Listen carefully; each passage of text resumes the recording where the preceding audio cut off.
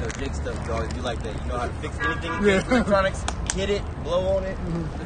Jake figured that junk out. Old video games, blow on it, hit the system, take it to the technician and all that, pay money. Nah. Figure it out. Slap it, turn it off, turn it back on. Foil on it. Yeah, put some foil on it. Yeah. Jake was the master inventor of all kinds of technology. All right, brothers, you live. Yeah, all right, Shalom. Shalom. We're Hebrew Israelites. We come to you week in and week out to prophesy according to the Holy Scriptures. We come to you in the spirit and power of Yahweh, Ba'ashem, Yahushai, Ba'ashem, Rakak Wadash. I want to give double honors to our elders and apostles of Great Millstone, who taught us the truth through the Holy Spirit, and peace and blessings to the whole collective of Israel. You know, pretty much to get into it, you know, 2020, the year of prophecy. All right, that's what the prophets are here to do. They're here to prophesy. All right, so go ahead and start the topic, Michelle.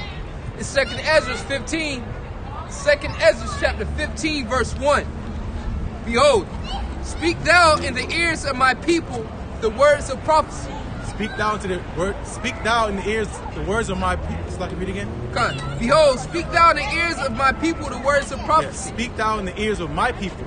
All right. It didn't say. It said it's possessive. Okay. So really quick, we can establish who the Lord's people is. Get Sirach 17 and 17 real quick, and then good one is obviously Deuteronomy 32nd chapter 8 and 9. If you want to get it, Quan. I got it. All right, come. Sirach 17, verse 17. For in the division of the nations of the whole earth, he set a ruler over every people. Right. But Israel is the Lord's portion. So Israel is the Lord's portion. Okay, so who does that consist of? We see here on this tribe, all right, being the so-called Negroes, Latinos, Native Americans. He set them over every nation on the planet Earth. Go into read Genesis the 10th chapter, go into the table of nations. All right, the Lord set a ruler over all those people. Okay, yeah, the rulers of Moab, rulers of Elam, okay, but over all those people are the rulers of the whole entire earth, which is the so-called Negroes, Latinos, Native Americans. Got a precept for you. Deuteronomy 7, verse 6. For thou art an holy people unto the Lord thy power. The Lord thy power hath chosen thee to be a special people unto himself. Right, that's holy. Holy meaning separate. Okay, what separates us from the other people of the nations is Lord put his name upon us, giving us his laws, statutes, and commandments. That's the separation. He gave us the order. Above all people that are upon the face of the earth. So above all people. So this whole thing about everybody being equal, all right, the Lord didn't say that. Okay, he said everything is set in order. Okay, just like the lions, king of the jungle. All right, the so-called Negro, Latino, Native Americans supposed to be the head of every nation on the earth. Okay, and the only thing that's changed is right now is we're in our captivity. Okay, when things happen on the earth is because of us. All right, the world is in hell, the world is in turmoil because the Lord's people are not set in order because we've been disobedient. So the whole world is out of course because the true rulers are not in rulership. Right? This is the book of Proverbs. Back on what the brother just said. Proverbs 29, verse 2. When the righteous are in authority, the people rejoice. But when the wicked beareth rule, the people mourn. Right, and that's, you know, what you consider a milk scripture. You know, but that's very powerful. All right, the wicked are in authority, so what? The people are mourning. People are in a terrible state. You know, people are in a very bad state of mind. Okay, you know, there's simple things that, you know, going into the cheap things of life, being bread, food, water, clothing, how to cover shame. That's not guaranteed in this world. Okay, that's wickedness. That's not cool. You know, that's fucked up. But that's what happens when you have the wicked in authority. You know, they're greed. They're not supposed to be rulership. Okay. But back to 2nd Ezra. 2nd Ezra 15 and 1. Behold, speak thou in the ears of my people the words of prophecy, right, which I shall put in thy mouth, saith the Lord. And how does he do that? He does that by his prophets. And surely the Lord doeth nothing but reveal the secrets unto the servants of prophets. So he sends out his servants to set out his word. And the word is prophecy, meaning it's going to come to pass, to foretell. So when the Lord says he's going to do something, best is going to be done. Okay, again, 2020 year of prophecy. Okay, going into what's going on around the world. Okay, who has the answers? The prophets. All right, but people don't understand how serious the times we're in because they have unrighteous rulers set over them. Okay, they've chosen, you know, going to 2/3 of our people, they chose a so-called white man who is their enemy. All right, your purebred enemy from the beginning. All right, he chose him to be your head. Okay, that's why 2/3 of our people are going to get ready to destroy. All right, because they don't hear the words of Yahweh Shai, which is their power. Right? And cause them to be written in paper, for they are faithful and true. Exactly. The words of the Lord are faithful and true. Okay, that's why Scripture say, "Let every man be a liar, let the Most High be true." Okay. It says, what does it say in Psalms? Every word is a pure word, purified 7 times. Oh, well, I got one. Okay, go ahead. All right, I'll get Proverbs 30:5. Every word of the Most High is pure. Yep. He is a shield unto them that put their trust in him. Add thou not unto his words, lest he reprove thee, and thou be found a liar. Right? That's what it says also in Revelations. You're not supposed to add on or take from the word, or what? You're going to get the plagues written in the book. Okay? What people do with their private interpretations, okay, they love John 3:16. They give a private interpretation about it. They add on a so-called white man can be saved. It's about everybody being saved. That's added on to the word. That's not according to Holy Scriptures. That's according to your own agenda.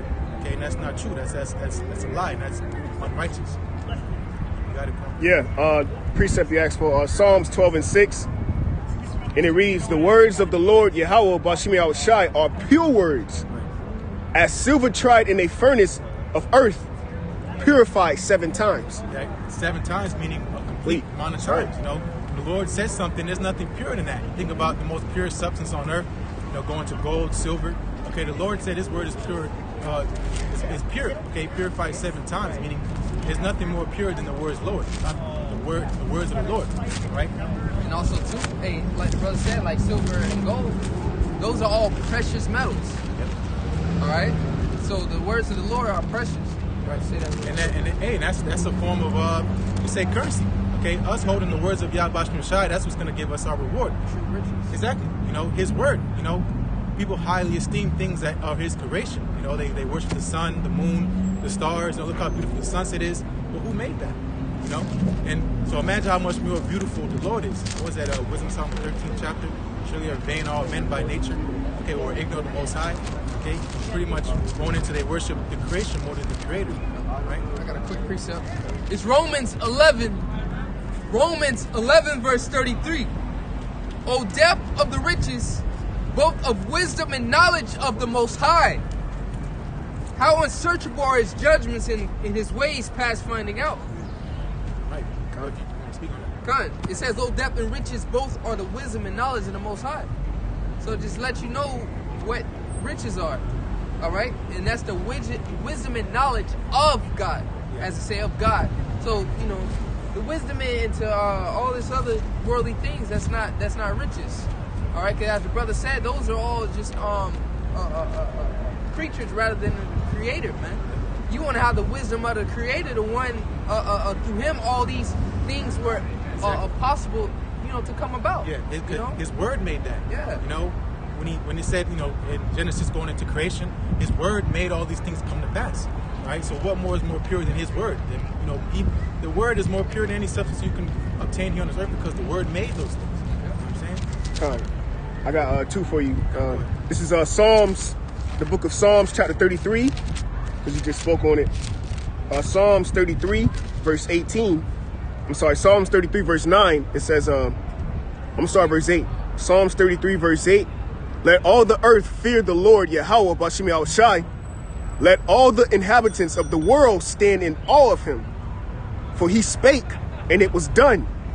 He commanded, and it stood fast. All right, so going back to what you said, the words of the Most High is pure, that His words wisdom was created from the Most High, man. When you read the book of Sirach, the 24th chapter, it tells you I was with Him from the beginning. He created me first. Proverbs 8. Yeah. All right, Proverbs 8 and 11, wisdom is more precious than fine rubies, man. Okay, so the Lord created wisdom, man. All right, and to be specific, wisdom is actually a person, man.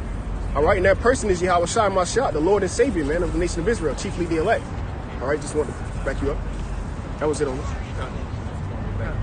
Back in Wisdom, Sirach 15 verse 3, it says, "Fear not the imaginations against thee, let not the incredulity of them trouble thee." Right. Incredulity meaning unfaithfulness, their unbelief, disbelief.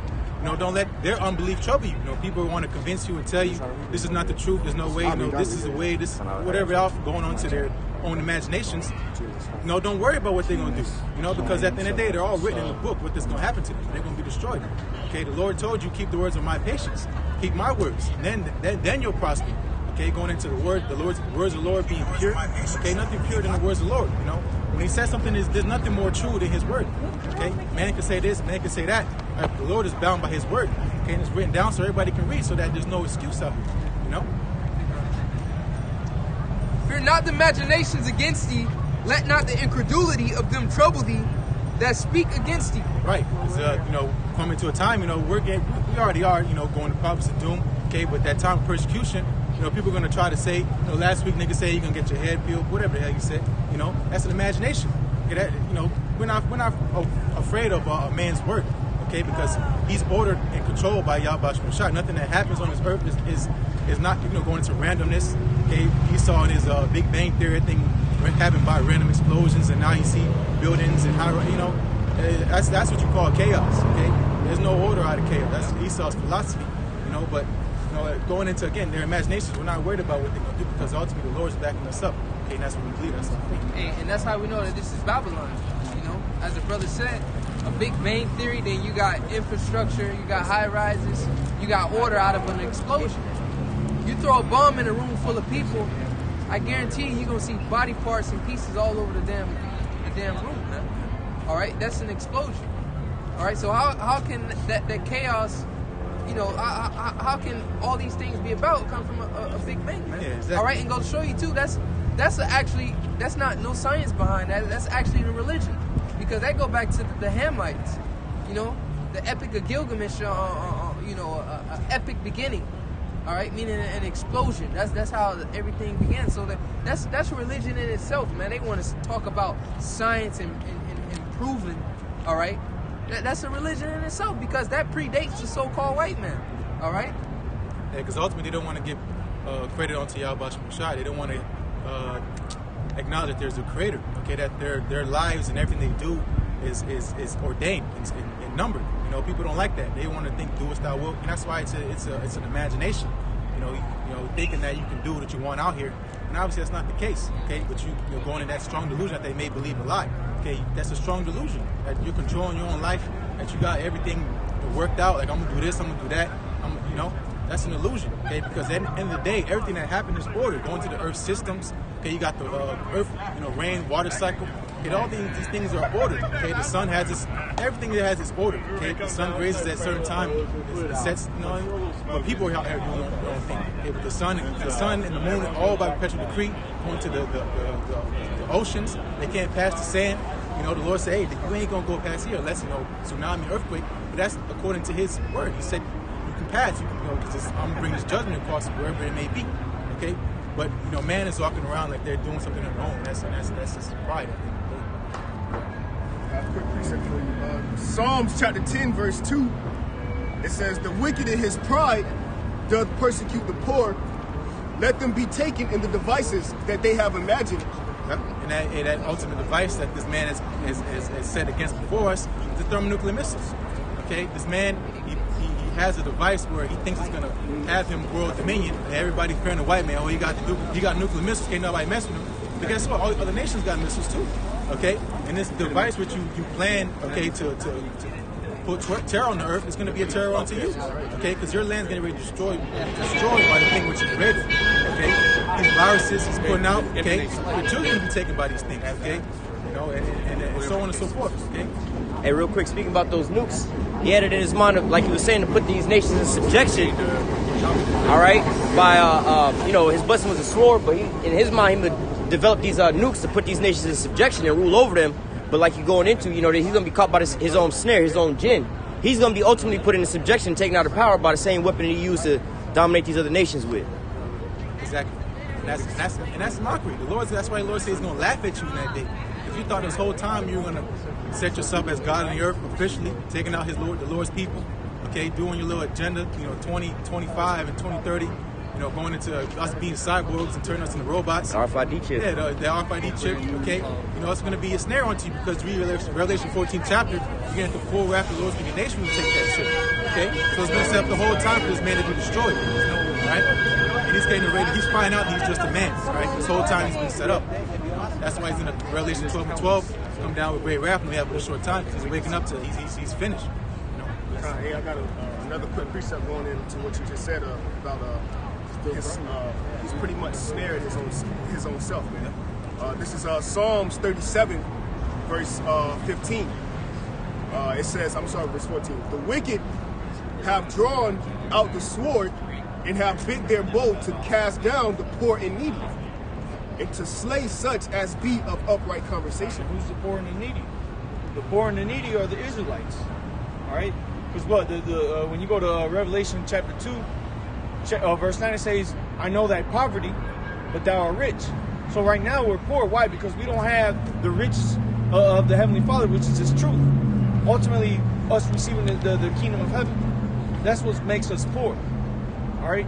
Not only that, but look at the condition that our people are in. Look at the conditions that we're living. We're living in poor conditions, man. Compared to these elites, compared to these other nations. You know? We're not only physically, but we're spiritually poor out here, man.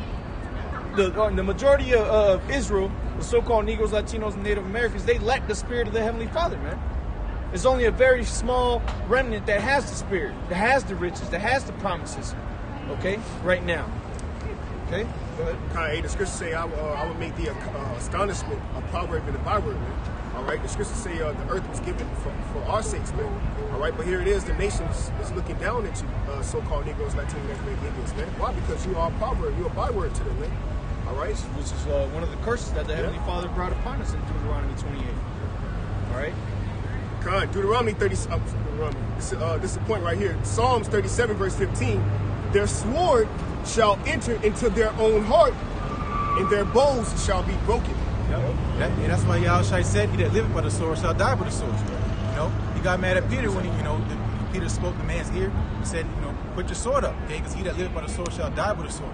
He saw that's his blessing, okay? So again, him being set up the whole time for him to be destroyed, okay? He received the blessing. All right, which he had the fatness of the earth, which he has now, and he's going to rule by the sword. Okay, so his end is going to be that sword, his blessing, which is a curse. Yeah. This is the book of Psalms, chapter 35, and I'm going to start at verse 1.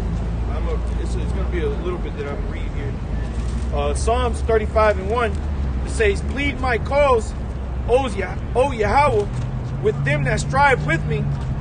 Fight against them that fight against me. Take hold of shield and buckler, and stand up for mine help. Draw out also the spear, and stop the way against them that persecute me. Say unto my soul, I am thy salvation. See? And this is what the Heavenly Father is doing to those of the elect. All right? He's standing up for us, man. He's telling our spirits, I am thy salvation, man. That's why the elect is going to go through certain things, and we still going to be cool in the spirit. Because we know that the Heavenly Father is dealing with us, man. He's there for us. And any way that Esau comes against us, man. All right? Because that's the ultimate devil that we're battling, man. That's the ultimate demon that we have to battle is Esau, Edom. All right? The so-called white man. So it goes on to say, verse 3, Psalms 35, verse 3, draw out, or select, verse 4. It says, let them be confounded and put to shame that seek after my soul. Let them be turned back and brought to confusion that devise my hurt. All right, and what's that word mean? Devise. It means to plan with thoughts, their intentions. And the intentions of the so-called white man, Esau, Edom, is to hurt the Israelites, man. Both spiritually and physically, man. He puts burdens on you so that you can suffer through your entire life, man. You got to give your kids up to him. If you don't send your kids to be indoctrinated by this damn devil, all right, he gonna put you and lock you up, man. If you don't put your kids with these vaccinations, you're gonna get arrested. All right. If you don't do this and that, you're gonna get locked up, man. But what if you don't? And then he does it spiritually by what? Setting up these Catholic churches, setting up Christianity, all right, and making it towards where the woman, all right, which is now the head of household, according to Esau, the woman, all right, and he draws the woman to these churches. So now the kids are being raised up in this indoctrinated state through the woman, okay?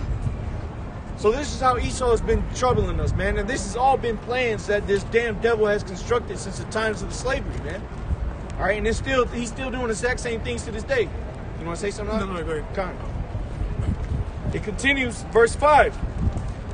Let them be as chaff before the wind, and let the angel of Yahweh chase them. Let their way be dark and slippery, and let the angel of Yahweh persecute them. For without cause have they hid for me their net in a pit, which without cause they have digged for my soul. And here's the point that the brothers were getting at. Let destruction come upon him at unawares, and let his net that he hath hid catch himself. Into that very destruction let him fall, man. And what we're just ending the celebration of Purim, a high holy day, which what was Haman. He got caught up in his own net that he was laying up for Mordecai, man. And it's the same thing that's getting ready to be done to these damn devils in these last days, man. They're getting ready to be snared up in their own snares that they set up for the Israelite man, woman, and child, man. Primarily the elect. All right, them same snares are going to be laid up for his dumbass, man. He set himself up for the destruction, man. All right, and that's the point that I wanted to hit on. A little bit more on Psalms 10. Psalms 10, going back to verse 3, and it reads, "For the wicked boasteth of his heart's desire, and blesseth the covetous, whom the Lord abhorreth." Yep. So pretty much everything that the Lord hates, this man exalts. All right. Going into his heart's desire, he tells you about this chip, and going into him coming into other nations and taking all the resources. He tells you what he's going to do. He boasts what he's going to do. Okay, because ultimately he doesn't think there's a price for it. Okay, making unrighteous decrees, all right, making homosexuals illegal for them to marry. Okay, this goes to him striving with Yahweh Bashmi Shai. Okay, going into Titanic. The ship, God can't even sink. Okay, this is what this man really thinks, that no one can stop him. All right, because he's been in power for so long, he thinks that he's going to be there forever. Okay, but he didn't consider the latter end. Okay, and this is his time now. Right. Verse 4. This is really the point. Psalms 10 and 4, and it reads, "The wicked, through the pride of his countenance, will not seek after the Most High." Right. The Most High is not in all his thoughts. Yep, and that's why, going into Esau, he found no place of repentance, okay? Even going to Revelations when, he's caught up, he's not going to confess for the things he's did, going into the murders, okay? The stealing, the raping, the robbing. He's not going to repent. He's not going to feel sorry. Even when he's hemmed up, all right, the man of the Lord got him, all right, under subjection, okay? He's still going to be Esau, okay? That's why at the end of the day, after a certain period of slavery, he's going to be destroyed because he has no purpose on this earth no more. Okay, the Lord said, in Proverbs 16:4, he made all things for himself, even the wicked for the day of evil. But the day of evil, once it's over with, what's the need for Esau no more? All right? There's no need for the so-called no more. So he's going to be taken out of the earth. All right? I was just pulling over what this brother just quoted. So let me just get this real quick. This is Psalms chapter 16 and verse 4. Or select Proverbs. Proverbs chapter 16, verse 4. "Yahweh hath made all things for himself, yea, even the wicked for the day of evil." Right, made everything for himself, for his pleasure, because he's the King of Kings. Okay, if he wants something, he got it. All right, that's just how it works. Okay, and this place being built up on wickedness, all right, has been established by rape, robbery, murder, and destruction of our people. All right, the Lord wanted that to happen because at the end of the day, that was his pleasure. Okay, he made all things for himself. Okay, it's a movie for him. He's sitting back watching. Quoted Amos, "The Lord doeth nothing," so he's just sitting in the heavens and watching everything, okay? Because this is his show, this is his movie, all right? He made everything for himself, and he's going to play out how he wants it to play. If I may add to back you up real quick in the spirit, this scripture saying Psalms 2, "He that sitteth in the heavens shall laugh," man. All right? Because why? Because there is nothing new under the sun. These nations when you read the Old Testament, that's why scripture say the things that are written aforetime for our learning. When you read the Old Testament, the Lord always raised up a judge or a prophet or a savior, man, to the nation of Israel. That's why Numbers 23 says there is no enchantment against the nation of Israel, man. All right? So the same thing that happened is getting ready to happen is the same thing that happened when the Lord delivered us from ancient Egypt. That's why the Lord said there's a greater deliverance shall come out of the land of the north and all the nations that he scattered us, man. All right? So there's nothing new under the sun. The Most High raising this man up just to put him down and show his power, just why this same, as it is written. This is the same reason why the Most High raised up Pharaoh, man. All right? To destroy him and show him his power, man. All right? That's why he said, "I will set them in order before thine eyes," man. Psalms 10 verse 5, "His ways are always grievous, thy judgments are far above out of his sight." Yep, again, thinking he's going to be here forever. His judgment's far above out of his sight.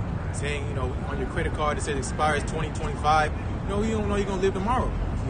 His judgment is far above his sight. That's at the end of the day, that's pride. He thinks he's going to be here forever. He's going to go on unchecked. Hey, real quick, that's why they have they gonna have 100-year plans, 200-year plans, 500-year plans. All right, like the World War III that's coming now. This was planned way back in the day with this guy. I believe his name was Albert Pike, man. This was like in the 1700s, before the First World War happened. And, you know, they had all the size who was gonna be in there and everything like that, man. They have Agenda 2050, which goes into the RFID chip. How they want to have everybody as cyborgs by then. All right, and they're going according to their plan. But like the brother is saying, man, hey, they think that their houses are gonna go on forever, man. This is the pride of their heart is deceiving them, man. And going back to striving with the Lord. You know, Esau thinks his agenda is more important than the Most High's agenda.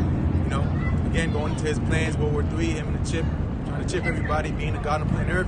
That's not according to the plan of the Al Shai. So we striving with the Lord. The Lord said this place is going to be destroyed by thermonuclear missiles. It don't add up. Okay, so that means somebody's right, somebody's wrong. So white man's wrong. He's getting ready to destroy it. Con. Continuing on, it says, as for all his enemies, he puffeth at them. Right. This is point, verse 6, the last scripture. He has said in his heart, I shall not be moved, for I shall never be in adversity. And again, tempting the Lord. You know, I don't think the Lord's like, what? Oh, okay. Right? The Lord's licking his chops. You can't wait. Because it's more. What's more fun than that? Okay, than the shit talking. Okay? It's boring, you know, somebody just leave me alone, I'm sorry, you know, that's not fun, you know. The Lord want to have some kind of resistance, all right? Going into that war in heaven, okay, the Lord wants to show. This is the book of Obadiah, verse 1. The book of Obadiah, verse 1. The vision of Obadiah. Thus said Yahweh by Hashem Yahushai concerning Edom. We have heard a rumor from Yahweh, an ambassador is sent among the heathen. Arise ye and let us rise up against her in battle. Behold, I have made thee small among the heathen, thou art greatly despised. And this is the point. The pride of thine heart hath deceived thee. Thou that dwellest in the clefts of the rocks, whose habitation is high, that saith in his heart, who shall bring me down to the ground? Okay, right. Pride clouds his judgment. Okay? You know, pride has him thinking that he's gonna go on forever. Okay? You know, pride has deceived thee. Okay? That did not the Lord say deceiver and deceiver is? Okay? This man's going out deceiving everybody, but at the end of the day he ended up deceiving himself. Okay? Because he really thought he was gonna be here forever. It's already written he's gonna be done away with. Okay? It's already done. Okay? It just has to play out on this earth according to prophecy. But at the end of the day, it's already done, destroyed. Kingdom of heaven's already here. It just gotta play out here on this earth. It's already done in the heavens. That's why it's gonna be done here on this earth.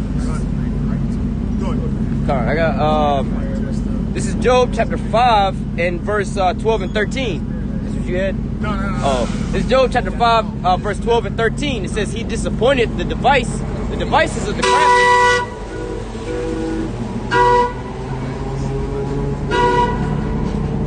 This guys Job 5 and 11, 5 and 12. Yeah. And then also Job 14. You got that? No, I was holding it, but go ahead. Go ahead, read that. I'm gonna grab another one of Job 14. This is Job chapter 5. Job chapter 5 and verse 12. Job chapter 5 verse 12. He disappointed the devices of the crafty, so that their hands could not perform their enterprise. It says, he taketh the wise in their own craftiness, and the counsel of the forward is carried headlong. You know? God, you know, going into his enterprise, the New World Order, that's an enterprise. It's on the back of the dollar bill, Norber's Order Seclorum. That's an enterprise, that's the business. Okay? So the white man wishes to fulfill that. Okay? But it's not the Lord said he's gonna disappoint him. Okay, disappoint him, raise up, disappoint him. Okay, Esau he's gonna go against. Esau and careful with tears. Okay, crying because he was disappointed. In the day the Lord did not choose him. Okay, he chose Jacob. He put Esau aside and chose Jacob. Okay. And also, there's going to be taken by his own counsel, his own craftiness, right? The RFID chip, all right. The missiles. Both of these tools are going to be used to so-called control the other nations, but this is going to actually be the cage that's going to entrap Esau in it. Hey, the pestilences. Yeah, all these things he's creating for these other nations will keep them in subjection. His own sword is now falling upon himself, man. All right, his own fake news and lies and things like this. He putting out all these different lies. So when something actually does happen, people don't believe that. You know, he's like, nah, man, the Israelites is doing this. Oh, that's propaganda. That's whatnot, you know? Just like Nero. He created that fire in Jerusalem and blamed it on the Christians. The men of the Lord, the ones that were following after Yahushua. Same thing. I got a precept to go after that one there. This is Job 14. I'm going to start at verse 5. It Seeing his days are determined, the number of his months are with thee. Thou hast appointed his bounds that he cannot pass. So, hey, like we was going into, homeboy has it to where he has a 100-year plan in his mind, 200-year plan, thinking that his house is going to go on forever. All right, this is what I'm going to... What happened? Yeah, that limit's been set. Right. He's like, oh, I'm gonna go beyond this. I'm gonna have RFID chip, cyborgs, transhumanism. We're gonna live forever, man. I remember reading an article saying by 2065 or 2060, you're gonna be attending your own funeral as a robot, you know? But this is his plans and his mindsets, man. This is why he's developing these new smart cities all over the place and everything like that. Because his inward thought is he's gonna keep going on forever, man. He don't see that the Most High's got him in a trick bag and is bringing his ass to the King of Terrors, man. He don't realize that he's stuck into his own snare right now, man. He's lost in his own delusion. All right, you got these Edomites over here believing the economy here in America because they tell you all that, but a regular person that's not sipping on that Babylon juice know that this whole place is finished, man.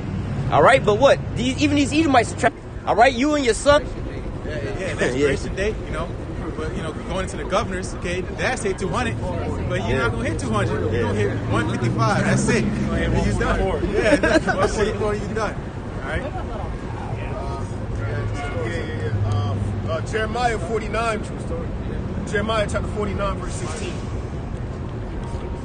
Jeremiah chapter 49, verse 16. Thy terribleness hath deceived thee.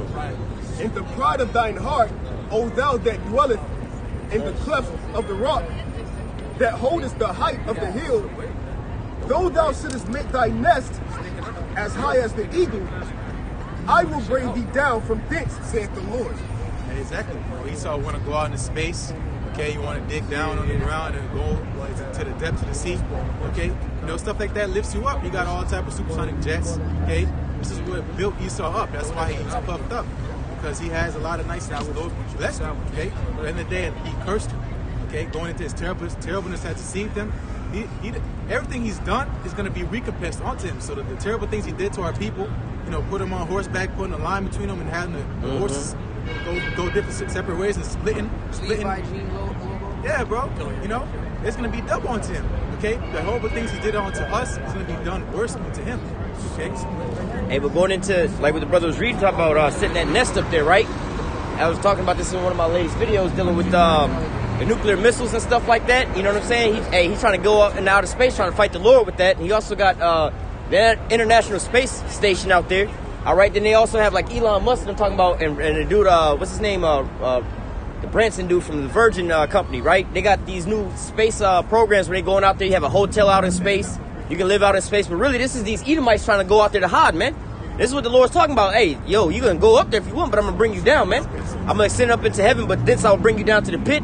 All right, you're going to dig down into the ground in these deep underground military bunkers. You're going to be rooted up out of there, man. All right, the Lord, you think you're going to be taking in your own counsel, man. You're just making it worse for yourself. Yeah, you preserving yourself from this here destruction, but you being preserved for captivity. You see what I'm saying? You being taken in your own counsel, man. All right, if not, your ass would be destroyed over here. Then we'd have to, you know, some kind of way have to make more Edomites. But no, you preserving your own self for this, man. You stocking up food for the men of the Lord, man. You don't even realize what you're doing because you caught in your own snare, man.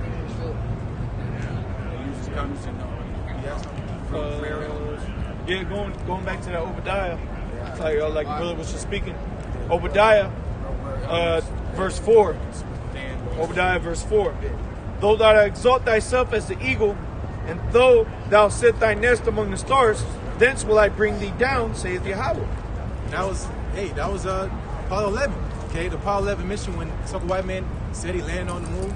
Okay, going into late 60s, early 70s. That's when Esau started falling down. And when was that? Okay, that's when the Lord raised up prophets. Okay, you know, Alpha Bivens. Okay, you know, that's when the Lord's wrapping up stuff for a nation. When he sends the prophets. All right. Hey, oh yeah, it's done. Well, I was going to bounce off of that real quick. Isaiah 14 and 15, it says, I will ascend above the heights of the clouds. I will be like the Most High. Yet thou shalt be brought down to hell, to the sides of the pit.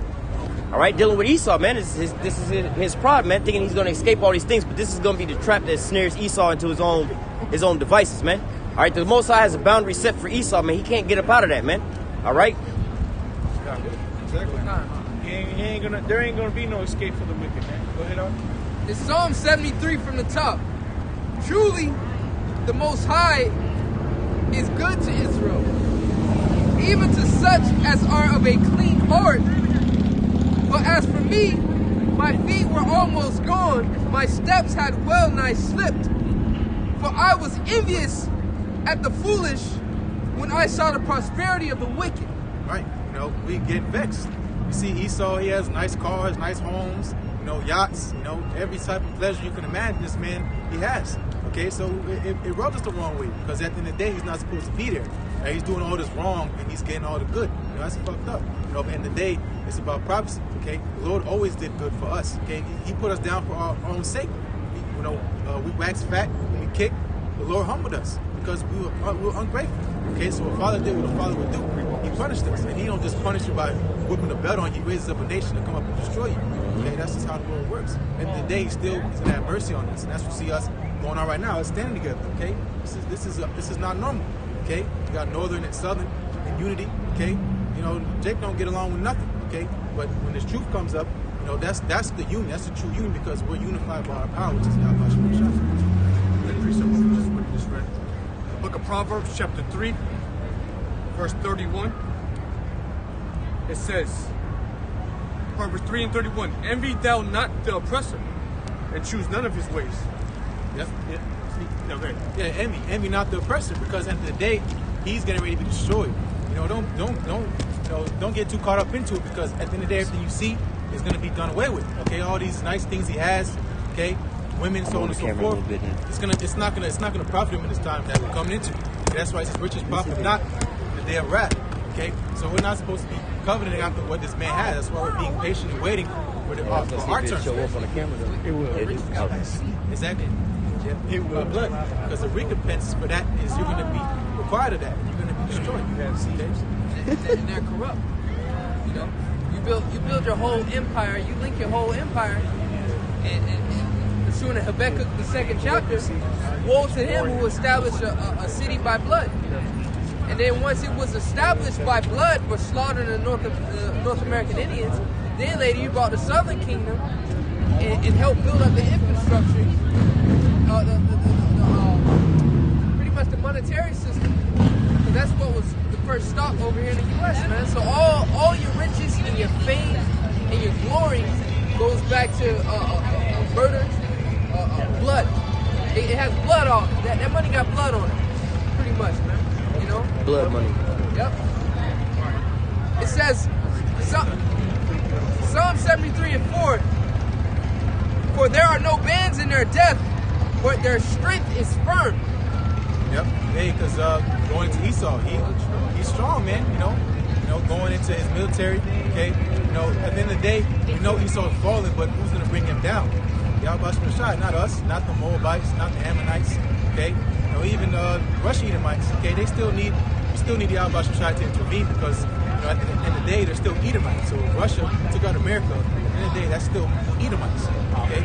So right now he's still rooted. Okay. The wicked is still here. Okay. Every day is Monday through Friday, Monday through Saturday. Okay. Sunday. All right. This man is still here. Okay. It's still not his time yet. Okay. Going to the bounds. It's not time for him to go down yet. It's close, but it's not time yet.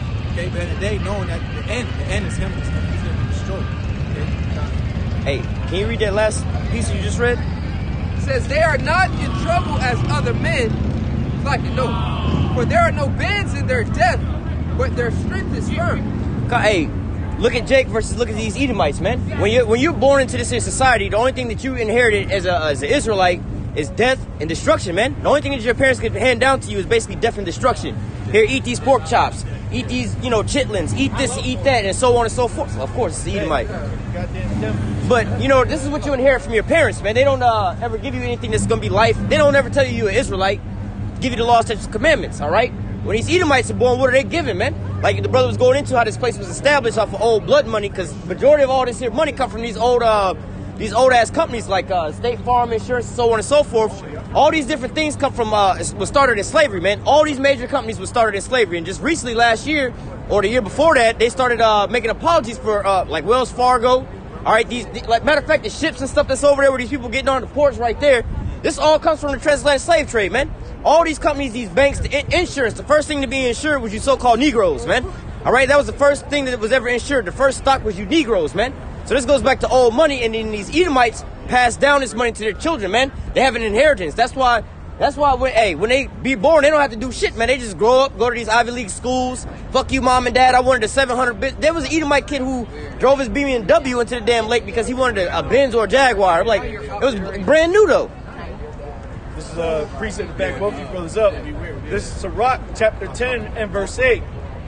The book of Sirach, chapter 10, verse 8. Because of unrighteous dealings, injuries, and riches got by deceit, the kingdom is translated from one person to another, man. So Edom's kingdom is getting ready to get translated over to the Israelites, but what? Because it's been gotten by unrighteous dealings, unrighteous injuries, and riches gotten by deceit. So like the brother was just going into, man. The riches that these Edomites have piled up over the decades is because of the blood of the Israelites. You know, gotten it through lies, deceits, you know. I think they call that, there's a law for that now. It's like ill-gotten gains, but like if you buy like stolen property or whatnot, you know it's like so-called stolen, they have a law for that, man. All right, you benefiting off of so-called stolen stuff, you know. If you know that somebody that stole this car from so and so, and you went and you bought it, and you're like, oh well, you know, they see people with stings with that. They buying like Beats headphones or whatnot off of Craigslist, but come to find out they was all stolen, and they wind up getting caught up with it. Like, oh, you receiving stolen goods, man. And ultimately, that's the law in the scriptures, because the scriptures also say if thou stealest a man, or if he be found in thy hand, you see what I'm saying, you're gonna be put to death. And we still in it. Hey, that's why scripture also say that about Esau, he opened not the house of the prisoners. So we still in prison inside of his hands right now. And when the Lord come back, man, he gonna find all the ill-gotten gains that Esau got. I mean, you can read that. I was actually holding that Job 20. All right, he has swallowed down all these riches. He oppressed the poor, man. He taking everything, but he's gonna have to want to throw all these things back up, man. All right, that's gonna be his restitution. Everything he's taken from us, you gotta give it back. Yeah, because the scriptures say, what? Spoil them that has spoiled thee. Double. You know? So they spoiled us. It's like, go ahead. No, you got it. They spoiled us through all these these wicked things. So we're gonna spoil them through righteousness. It's the perfect balance. They spoiled us through wickedness. We're gonna spoil them through righteousness. Only makes sense. Yep. Hey, that's why in Sirach the 41st chapter, the inheritance of sinners shall perish. Okay, that's the inheritance of sinners, the inheritance of blood. Okay. It says Psalm 73 and 5. They are not in trouble as other men, neither are they plagued like other men. These Edomites ain't in trouble like every other man. Watching his back, yeah, they feel good. Yeah, let one of these Edomites on a scooter come over here and just fucking block a trolley. Ain't no cop gonna come running at him and tackle him off that scooter. But let it be an Israelite. I guarantee you that man's gonna get tased down to the ground, man. He gonna get his ass probably a couple knees in too. Cop gonna knee him a couple times in the rib cage. Let you be 10 days late on your bill. They gonna cut off your lights. Let it be an Edomite. They gonna call him, what's going on? It's 10 days past your bill. This is unusual. You usually pay it on time. What's going on? You need an extension? Yeah, they ain't in trouble, man. Yeah, you get arrested. Let one of these Edomites, a so-called white man, molest one of a little kid, man. Oh, well, that's a real charge. He gonna get off on probation, man. Let an Israelite do that. Yeah. Let an Israelite steal a pack of gum from a gas station, man. Yep. He gonna get 10 plus, man. Yep. Strikes. Yeah. Shit Esau do don't hit the news. You know, Jake still, like you said, some bubble gum. He's all over the news all day. Okay, criminal, thug. Got the worst picture ever you find on the internet about this dude. Okay, going to the accuse of that brother. When Jake do something wrong, who on the scene firsthand? Esau with the cameras. Okay, promoting that, putting that agenda that we ain't shit. Okay, at the end of the day, we got those curses on us. Okay, our life hanging in doubt. A simple thing like a traffic stop could be our last day on earth. Yeah, that's why that 3 strike shit that they made back in the 90s, the Clinton era. Jake gets caught 3 times doing some bullshit, then he's coming in for like 10 years. It could be some, like your brother said, it's still a piece of gum or something. Hey man, if that's your 3rd strike, hey, you might get locked up for a majority of your life. And that only affects Jake. That don't affect none of these other nations. Go ahead. And two, they're not in trouble as other men. The elites. Yeah. The elites of their people, definitely. Like imagine these Edomites don't really they ain't in trouble like other men. Now imagine the elites of their people. Hey, well, there's a case where this Edomite kid got arrested for drinking and driving and wrecking a car, killing some people. You know what I'm saying? Smashed up a lot of cars, killed some people. And then the judge was going to pretty much let him go with like probation. He was born rich and never had to be disciplined. You know what I'm saying? He never really had to know right from wrong, so they can't really expect him to know right from wrong because he was always rich and he was always told, yeah. I'm like, wait a minute. But when Jake do the same thing, they say, well, where was his father at? So really, he was lacking judgment because he didn't have his father in the household. But you're like, oh, throw him in prison. He don't give him no way out because he's not gonna be good for this society, man. All right. They always get the benefit of the doubt. That's pretty much what they're saying. You know, they're not in trouble with them. They always get this excuse off. You know, the shootings, they be like, oh, it's mental illness or something like that. But with Jake, you know, if you ever notice on the news with that, they might say a little bit about Esau, mental illness or whatever, whatnot. But whenever it's Jake, they go into Jake, they go into his Facebook, all the pictures about him, little things and that he talked about this and that. You know, friends or whatever, whatnot, man. They go into the whole background of their whole family and everything like that. But with Esau, they just touch on certain light things like, you know, he was bullied in school, he was this and he was that. They make all kind of excuses for these things, man. We can see the same thing with like R. Kelly versus Harvey Weinstein, right? They're not boycotting all of Harvey Weinstein's movies and the things that he was into, all the movies that he was into and everybody he worked, they didn't pull none of those things, right? But with R. Kelly, over some things that happened like 20 years ago that he already went to court for, now it's the same thing going on. They're like, oh, well, he got these bitches hostage. Like, the bitches is routed for him. They not hostage. You know what I'm saying? He didn't get arrested for holding nobody hostage, but this is what you putting out in the media. You know what I'm saying? He's not under arrest for that, but hey, they not in trouble like other men are, man. Same also, homeboy say he eat pork. How come our people get high diabetes and high blood pressure and these types of things like that? Because it was told unto us, man. Esau can eat these abominable things. Moab can eat these abominable things, man. It's only on us that we were supposed to follow the law, statutes, and commandments. Verse 6. Therefore, pride compasses them about as a chain. There you go. Pride is encompassing about as a chain because nothing happens to you. Yeah. No, that would let anybody get prideful. You doing all this shit and ain't nothing happened to you, you'll get prideful as hell. Okay? And that's what's happened to the so-called white man because he's gone without chastisement. Therefore, that's why he's a bastard. The Lord don't own him. So he let him do what the hell he want to do. Okay? You see that kid running around, knocking shit down. Don't nobody claim him because nobody wants that damn kid. And that's the so-called white man. You know? And he has all these nice things. All right? He's on top and getting that going to add on to his pride. Okay? To where that's why he is where he is right now. Therefore, pride compasses them about as a chain. Violence covereth them as a garment. Yeah, again, because he never gets in trouble for what he's done. Okay, you know they talk about statute of limitation about murder. Okay, you know, but no one he hasn't had to pay for what he has done to our people. Okay, he likes bringing up old stuff. Okay, talking about cases with R. Kelly and so on and so forth. What about sticking up money? Yeah, exactly. That's murder. That was capital. That was meditated murder. Matter of fact, that's a capital punishment right there. That means you're liable to get the death penalty here in America. But what Donald Trump put a premeditated hit on Soleimani in a different country. You do that, you commit a murder in a different state. You get that. You get federally charged. Yep. Man. You hear it is Esau's doing this to different countries. He going to different countries and killing major military leaders, and he's still in office. He's still walking around free. There's innocent blood. You know, when them bombs blow up, they blowing up dogs, kids, you know, people's lives. Can't stand that. And then he's counted righteous. So he did a good thing. He stopped a potential threat for America. Hey, he called it to soften the blow. It's called collateral damage. That's just part of the day. That's just part of the fight, man. And some people got to die. Some people got to die, man. You know, we was going over there to kill one person in one of these high-rise buildings. We had to blow up the whole damn building to kill this one person. So like 3,000 people had to die just for a possibility of killing this one person, man. You go back over from 2001 till now, they've been trying to kill certain people for so long. Like they was like, oh, well, we thought we killed El Baghdadi one time, but we blew up this building or whatever, whatnot. Like y'all said that like 5 times, man, and the dude's still alive supposedly. So what about all them people y'all just killed over there? Oh, that's just collateral damage, man. It's part of the fight, man. It's part about the business. Like they'll blow up a whole wedding and shit, thinking that there might be one person in there. You know, hey, that's just how they get down. That's absolutely that's a wicked way to operate. But you know, leave it to Esau to think of that kind of shit. Their eyes stand out with fatness. They have more than heart could wish. Yeah, exactly. He's not satisfied. Going to after the 2nd chapter, he's never satisfied. Okay, he wants to consume everything. Okay, because that's why he says the eyes never get enough seeing. But paraphrasing, okay, his eyes wax fat because he wants literally everything. Okay, so he's selfish. At the end of the day, you know, he's a child. That's why it says, "Woe to thee when I rule like king as a child." Okay, it's a so-called Bible. Right? That's it. This is the book of Habakkuk, chapter 1, verse 4. Therefore the law is slack, and judgment doth never go forth.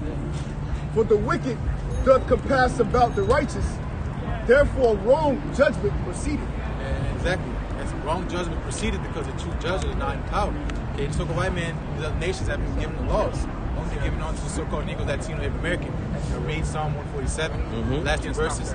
Okay, it's been, the instruction book is only been given to certain people. Okay, you can open it, you can read it, you can try to dissect it. You know, Esau knows about history, but he doesn't know how to govern the world by his laws because it's not been given to him to do so. Okay, that's why you see plastic in the oceans. Okay, he's spraying shit in the air. Okay, making you and promoting abominations. You got pig fat in your pills. Take a vitamin, you got some pig in it. Okay, yeah, jealousy pills. Okay, it's the devil because he doesn't. That's Mr. Can't get right. And today the Lord didn't set him up to do right. Okay, that's why again all these wrong judgments proceed because the wrong people are in power. Got a quick one off what you just said. Go ahead. Read that again.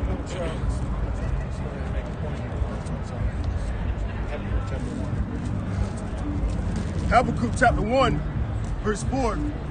Therefore the law is slack, and judgment doth never go forth. The wicked doth compass about the righteous. Therefore wrong judgment proceeded. Like the brother was saying, man, that wrong judgment. You know, because the righteous are not in authority. All right, you get all this nonsense out here that you can marry a person of the same sex. That's unlawful judgment. Allowing that to happen, man. It should be a death penalty put on that man. The city should be able to stone that man. You know, you get woman put over the man. All right, the woman will leave with everything when a divorce happens, man. That's unlawful. The man's supposed to leave with everything and the children, man, according to the scriptures. Yep. The woman leaves with nothing because she was nothing but a possession, according to the scriptures, man. All right.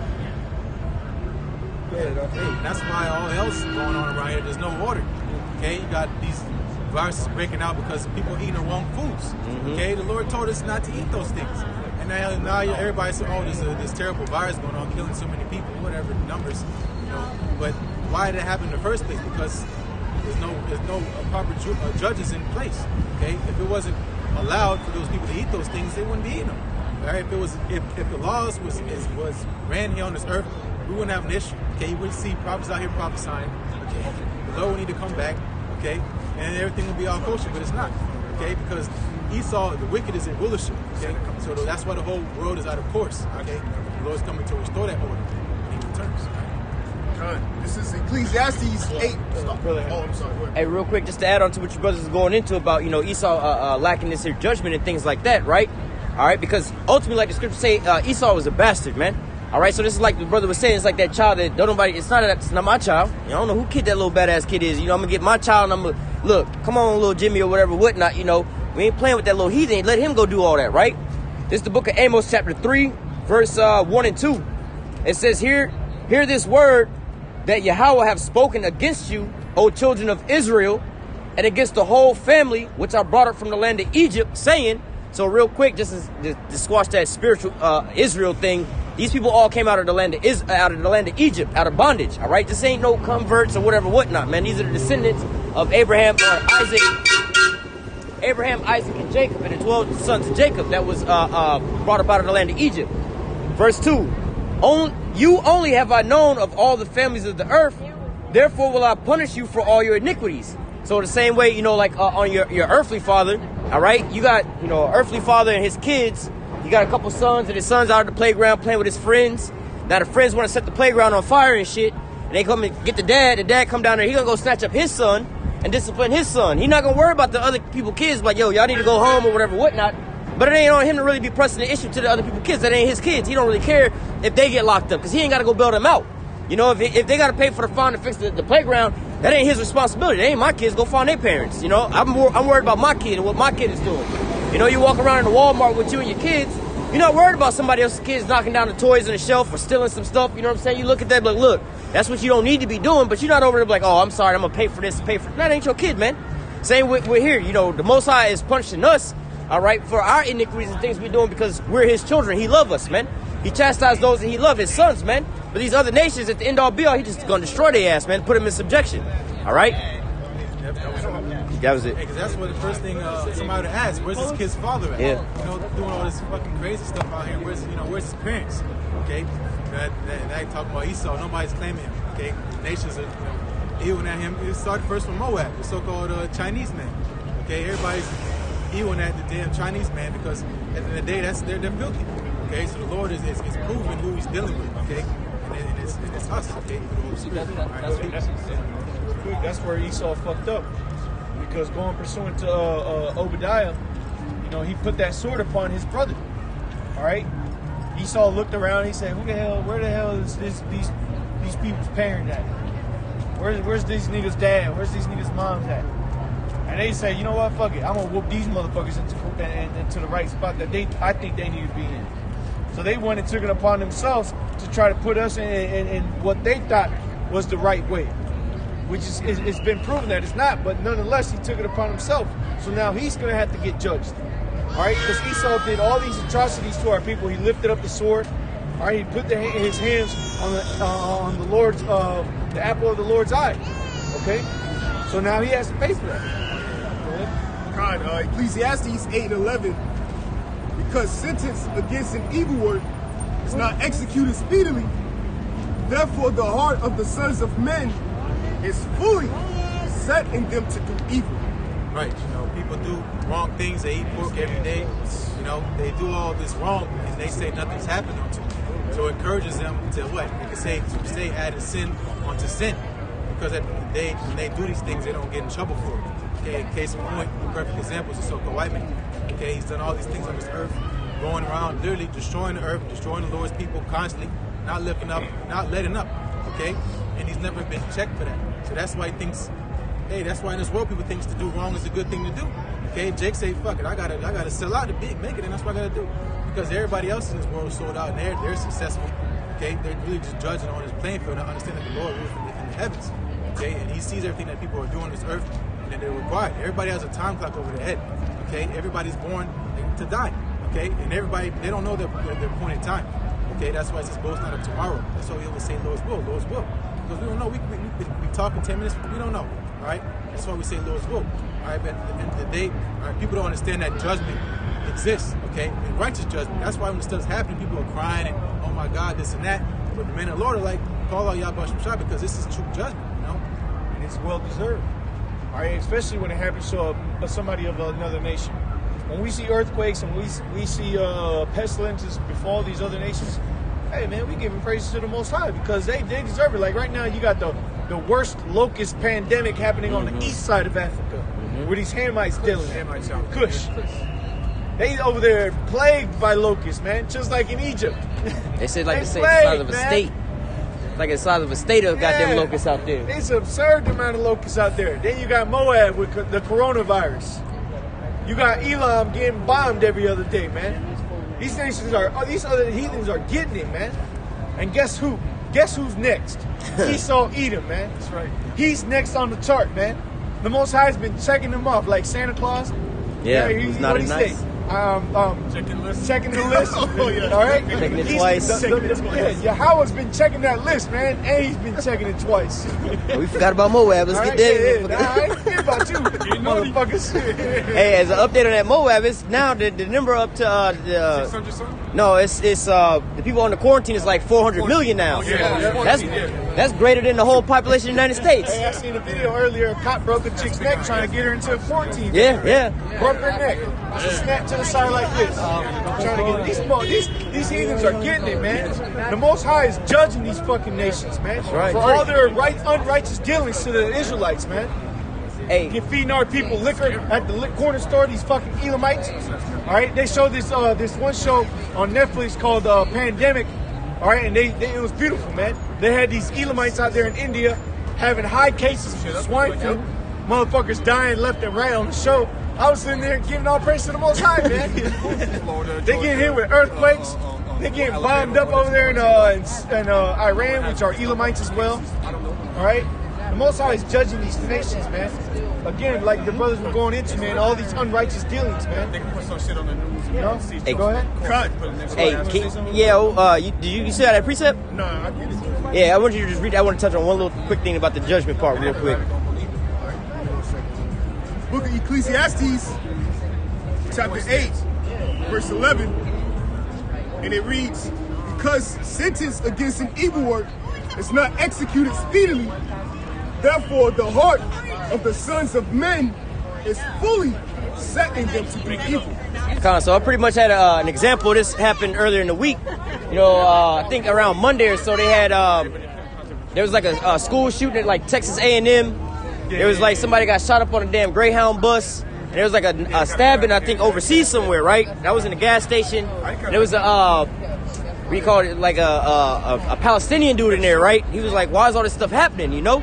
And it was basically, I quoted this scripture to him, but, you know, you feed it to him with milk. You don't have to quote the whole scripture to him, but, like, you know, because they don't have judgment going forth, you know? So when you see these movies and this hip-hop stuff and the rap music and you hear about these rappers talking about selling drugs and getting rich, or Jay-Z, prime example, man. Everybody's like, oh, this was the drug dealer from Marcy Projects that made it so big, and now look, if Jay-Z can do it, I can do it. Because why? He didn't get judged for selling those drugs, right? But then on the flip side, when you see things like I was telling the dude with the mass shootings and stuff like that, like, listen, if it was like over there in some of y'all countries where if you steal, they cut off that hand, like if you had all these mass shootings with these Edomite kids, right, and you, like, this is the new reality show, man. We're going to live stream this bitch on TV. We're going to put him in an electric chair and fry this motherfucker live on TV, man. The most horrific death, man. Crime would stop immediately. Prime example, the Philippines with what's his name? Duterte, Rodrigo Duterte, I think his name is. Said no more drug dealers. We're gonna start killing their ass and feeding them to the alligators and shit. Now the so-called white men want to bring them to court for human rights violations. But in reality, he getting rid of the damn drug dealers in this country, man. He's purging the wickedness out of his country by getting rid of the wickedness, man. And what the brother's saying is true, because that's the way that Israel would enact their judgment. They would enact it in front of everybody else. Like if a homosexual or your kid was lazy or your daughter was a whore, right, you burn them alive or kill them on the streets in front of everybody else so that they would see and put fear into people, which is what this guy Duarte is doing, man. Right. There ain't nothing wicked about that. He's doing what he's supposed to be doing. Shit, when I was young, that's how my grandmother raised us, man. We was at my grandma's house, me and my multiple cousins and shit. If one of us got in trouble, man, we all got in trouble. First of all, if we told on the one motherfucker, we got in trouble for telling. And then if we didn't tell, we got in trouble for telling as well. But when one of them did, so we could have been asleep. We all had to line up, go outside to get our switch, and we all got a beating. Now look, this was so-and-so did. If y'all want to do this, y'all already going to get beat for it anyway right now. So we know next time, hell no, we all got beat because of this one went off and did X, Y, and Z. We ain't doing that shit no more. But that was that righteous judgment, because we seen the judgment instead of saying, oh, only they got in trouble, maybe I can get away with it. Nah, all y'all gonna get it, man. So you see and you get to know what's going on. Everybody gonna come in the living room. We're gonna see this judgment go off. You shouldn't have did this. Y'all gonna all learn, so I don't have to teach all 10 of y'all the same lesson. I'm gonna just show y'all, I'm gonna set one example and the rest of y'all gonna follow, man. And that's just how it was, man. We didn't get into that much trouble, man. It only took about 3 or 4 times for us to get it. Like, oh shit, we all finna get it now, because then we started patrolling each other. Look, man, don't be doing that shit. Granny finna come over here with the switch. Nuh-uh, don't do that shit. We finna get fucked up. Hey, man, it put judgment into our heart, man. Some people say, oh, that's wrong to abuse your kids. But look, me and my cousins and stuff like that, none of us is in jail, locked up, or had no fucked up shit happen, because that judgment was instilled inside of us at a young age, man. They just threatened us with, my father's the only son out of his siblings. They're like, oh, I'm gonna tell your daddy, or I'm gonna tell, you know, your uncle, so on and so forth. That was worse than getting the beating, man. So all they had to do was make one example, and everybody just got in line real quick, man. You know what I'm saying? I credit my dad. My dad used to do this. No, my dad only probably beat me 3 times, man. But the fear of the first 2 times was like, oh shit, I ain't doing that no more. I'm gonna tell your daddy. That motherfucker start crying off rip, man. Oh man, you know, when you in school, when you get home from school, your dad gonna beat your ass. The whole time you thinking about that shit, man. You'll never do that crazy shit, even to this same day, man. Let me not do that for my grandma. See that. That's what the Heavenly Father is getting ready to do with these other nations. He's going to destroy Esau so bad that these other nations are going to be like, damn, I don't want to get my ass moved like that. Let me get my ass in line. And it's going to be 1,000 years of indoctrination. They're going to get it right after 1,000 years, but then they're going to be in line, man. You know? You were done on that precept? You still have some more? No, I was saying. That's it. Can you have some? Yeah. Go ahead. Where you want to head? You got what you got? Okay. I thought maybe it's holding something. All right. This Nahum 1, verse 3. The Lord is slow to anger and great in power, and will not at all acquit the wicked. Hey, exactly. You know, going into Trump, you know, getting acquitted, you know, having that.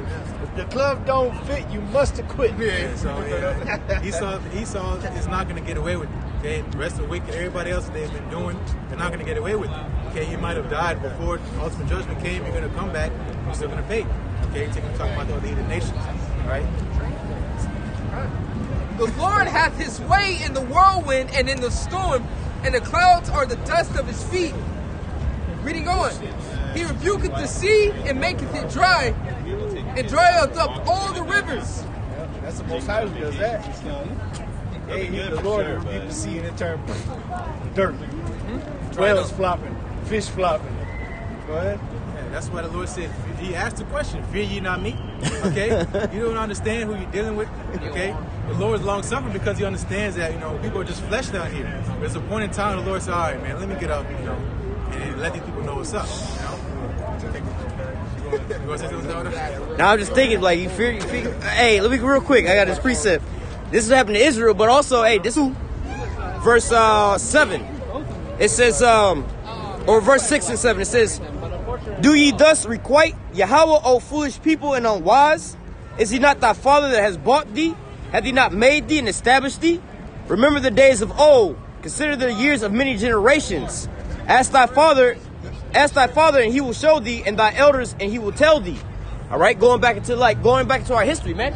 Going back to what happened to us and so on and so forth. I like bringing that scripture out when talking about the transatlantic slave trade and who Israel is and so on and so forth, and also coming back to our power, man. Like, yo, you, like the brother just said, fear ye not me. Generation after generation being born and died into slavery and shit like that, being torn apart, fed to damn alligators, man, lynched and burnt and all kind of shit like that, man. We still at the bottom of the barrel, man. The Most High has nothing to play with, man. And he can start, we about to get salvation right now and be delivered, but he can literally start your ass over again, man. How much more than that than for the Most High to make you a goddamn Edomite? No matter how high you are up on this society, there's no place of repentance for your ass, man. You go in 1,000 years of hardcore bondage and you're going to be eradicated off the face of the earth, man. The Most High is not to be played with. And so he uses these examples. Hey, the scriptures say, this is the whole duty of man, to fear the Most High is keep his commandments. These are the instructions on how to live a good, prosperous life and not get fucked up by the Most High, man. Deuteronomy 28 says, look, if you follow after these laws, statutes, commandments, these are the blessings. But if you go astray, these are the curses, man. So these are your instructions on how to live, a productive so-called life on this here planet Earth in line with the Most High, man. But when you turn from the Most High, then you got to face the judgment, man. At the end of the day, he knew he wouldn't listen. Come. That's why Deuteronomy 28 chapter, the first 14 verses, it's good. And after that, there's like, 50 more verses, all the bad stuff's going to happen to us? Yeah. Because the Lord knew we weren't going to listen. So Moses that thou shalt sleep with thy fathers, and these people shall arise and go a whoring after other gods. Right? So it was already written that the Lord knew he was going to go off. God. It says, he rebuketh the sea and maketh it dry, and drieth up all the rivers. Bashan languisheth, and Carmel and the flower of Lebanon languishes. The mountains quake in him, and the hills melt, and the earth is burned at his presence. Yea. Hold on, chill out. Read that last part again. Before melting. Who's getting melted? I want to know. All right. He rebuketh the sea and maketh it dry, and drieth up all the rivers. Bashan languisheth, and Carmel and the flower of Lebanon languisheth. Lebanon. Go ahead. The mountains quake at him, and the hills melt, and the earth is burned at his presence. Yea, the world and all that dwell therein. The people, everybody gonna get judged, man, including 2/3 of Israel. Hey, the elect is gonna get judged. Like I said, they getting a righteous judgment. Because pursuant to 2 Peter chapter 3, starting at verse 11, 12, it says, knowing all these things. Let me read it real quick, because that's the ultimate judgment that's getting ready to come to these people, man. It's these nukes, all right? These people of the earth, all right? Everybody's getting ready to get judged by the Heavenly Father, okay? This is 2 Peter chapter 3. I must just start at verse 10. It says, but the day of Yahweh will come as a thief in the night, in the which the heavens shall pass away with a great noise, and the elements shall melt with fervent heat. The earth also, and the works that are therein shall be burnt up. Going with the precept the brother just read, man. So everything's going to be burnt up, man. Everything. It said what? it said, the earth also and the works that are therein. So all the wicked works and all the righteous works are going to get burnt up. It said, seeing then that all these things shall be dissolved, what manner of persons ought ye to be in all holy conversation and godliness? Okay? So that's the type of person you're supposed to be in this truth. Okay? In all holy conversation and godliness. All right? Having a separate conversation, all right, a set apart conversation than what these other people are having in this world. Because what everybody's conversation in this world is how to be wicked, how to do wicked, starting from Esau, Edom. But the elect, our conversation is of righteousness. Okay, it's set apart, it's holy. That's what makes our conversation holy up here. All right, in verse 12 it says, looking for and hasting unto the coming of the day of Yahweh, wherein the heavens shall be, being on fire, shall be dissolved, and the elements shall melt with fervent heat. Okay, so everything's going to be dissolved, man. But what? The righteous is going to be judged righteously, man. We're going to receive that righteous judgment. And the wicked is going to receive a wicked judgment, which is going to be what? Which is still righteous, but he's going to get the judgment that he deserves. You dealt with us righteously, you're going to get a horrible judgment, man. And Esau just think that's it. Once the thermonuclear missiles hit and destroy America, he thinks that's it. But no, you're going to be born back here on this earth, and you're going to serve your time. Okay, going into suicide rate. Esau, he wants to escape. He wants to escape his judgment. He wants to call himself white, whoever, call him, hey, it's Japheth, talk about him as Japheth. At the end of the day, his judgment just starts now, okay? And then going into that perpetual slave, it's gonna be horrible, Real quick, if I may say this, going back to what Dawud mentioned earlier about Albert Pike, these devils know that they're going to send these missiles off, like the brother was just saying. These devils, they're going to send these missiles off, but their idea is that we're going to come out of this unscathed. Going to the Albert Pike plan, because it's in their plans to have this World War III with these nuclear missiles. So they think they're going to come out of this. All right, we're going to come out the caves, open up the road, the boulder, and we're going to come out here and we're just going to set up our new world order. No. You're going to come out, you're going to be in them caves, and the man of the Lord is going to come up in there and drag your ass out by the fucking hair, your stringy doggy hair, man. Go ahead. Amos chapter 9, verse 2. Fucking nasty shit, man. Come on, man. Go ahead. Amos chapter 9, verse 2. Though they dig into hell, thence shall my hand take them. Though they dig into hell, talking about these little bunkers, these underground cities. What they talk about in these movies? Oh, the president is already underground. You think they just saying that because it's made up, man? No. They got shit underground built in these deep underground bunkers to keep who they need to alive, because they think they're going to come up and be alive. Like they had this show on Netflix. I can't remember exactly what it was called. I had talked about it on a group chat one time, but they had these underground cities because there was a Holocaust that happened, basically. It wasn't a nuclear Holocaust, but something happened where everybody on the earth was dying. And so they had the people on the ground because the radiation was still high. So then they were waiting for the radiation to come up, to go away, for them to come up. They really think that this is going to happen, man. This is what it's talking about. Go ahead. Amos chapter 9, verse 2. Though they dig into hell, then shall my hand take them. What's the Lord's hand? The men of the Lord, the elect. Okay? What's Yahweh Shai known as? The arm of the Lord, man. Okay, go ahead. Though they climb up to heaven, thence will I bring them down. How they climb up to heaven, like the brother was saying earlier, space stations, all right, trying to make up a station in the moon, which they can't do that. They ain't getting the fuck up out of the Van Halen belt. They put that name on it because they know what it is. It's a belt of radiation around the earth, the Van Halen belt. Okay, but what, they still got the International Space Station, so they got these stations, the station up there, where they think they're just gonna be okay up into space. They might have their top scientists up there trying to keep them up there safe. No, man, they're gonna get brought down, man. Okay, go ahead. Verse 3. And though they hide themselves, hey, they might be the first ones to get destroyed when Yahweh Shai comes back on the chariots. Yahweh Shai see that space station goodbye, blast. Motherfucker zapped. Okay, go ahead.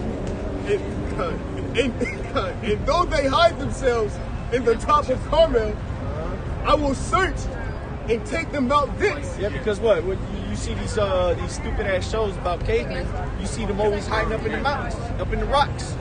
They really think that that's gonna, like the movie Crow,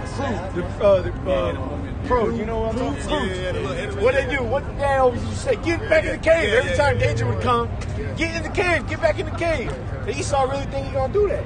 He see them miss, oh shit, okay, let's get in these bunkers. No, motherfucker, you about to get dragged up out of there the hard way. Hey, they got what they call like Cheyenne Mountain, I think Iron Mountain, S4. You know, they talk about Area 51, but they got like S4 right beside us. This big ass military base in the side of a mountain, man. You know, they got all these different bases, Mount Rushmore. There's a goddamn base in the back of that shit, man. They show you that in that National Treasure movie, you know what I'm saying? But the movie 2012. Yeah, also, yeah, they got all those they things. Had that mountain up in China where they had the fucking those so-called arcs. They got that's a real scenario. I think it's in Antarctica or something like that. This, the World Seed Bank. They got the World Seed Bank in the side of a mountain or some shit. They said if something catastrophic happened over the whole earth, at least we got the seeds. If they got that for the seeds, who the fuck is going to be able to plant the seeds if there ain't no people around? So if you got that for the seeds, how much more for these elites? Exactly. See what I'm saying? And they got it in such a remote place. Like, well, hey, ain't nobody even out here, so there ain't going to be no war out here, so we should be safe out here, man. And though they be hid from my sight in the bottom of the sea. Hey, because you got these motherfuckers in submarines. Thinking they going, come on, man. Leviathan gonna come up and snatch your ass up, man, by your wig. Go ahead. I think like a year ago, we spent probably up some side on my old channel before they deleted. I did a video. They have deep underground military bases in the ocean. Yep. Yep. Right? They got military bases in the fucking ocean. They got one off the coast of California. I can't think of the name of it, but it's restricted. You go off, in the water. You come back towards the land. You can just see off to the side of the land. This is a way you can just go straight on in there, man. It says, and though they be hid from my sight in the bottom of the sea, this will I command the serpent, and he shall bite them. What's Leviathan? Hey, what, man? We gonna do the men of the Lord. They gonna. Hey, man, we gonna get that vengeance upon these devils, man. We gonna get them out of these caves through the hand of the Heavenly Father, which is through His men, through that power that we're gonna receive in those days, man. All right. Because this all that's going to be done once we come back from them chariots, when we receive the spiritual bodies. Because we're going to come up in there and just Judy chop the fuck out of the rock and just get these motherfuckers out of there. Like, brothers, you seen that movie Star Wars Last Jedi? One of the last ones, not the last one that just came out, but the one right before that, those motherfuckers at the end of the movie were stuck in a cave. And they're trying to find out a way, and then they follow in some foxes because of the little holes that animals know. These motherfuckers get to the way out, and it's all blocked off by boulders. And then on the other side, the chick with the spiritual powers, the chick with that the force was dealing with, she put her hand out, and all them rocks started lifting up. That's how we gonna do, man. We gonna come back from the chairs, we gonna fucking move rocks out the way, and we gonna go up into them caves and go get them, man. They gonna be back in there. I hear something. I think everything's cool. And they gonna hear that fucking metal door blast off, and then they through. Hey, and they showed you that in the movie Judgment Day 2, Terminator. Arnold Schwarzenegger told you gotta get into the fucking the little. There's a base, and he put what's his name? The little fucking kid. He's grown up now with the bitch. He put him down in the cave, in the underground bunker, and they had those blast doors that shut down. That ultimately squished the shit out of the Terminator guy. Arnold Schwarzenegger squished his ass because he was trying to save him, so he just let them go. They really think that they want to survive in those things like that, man.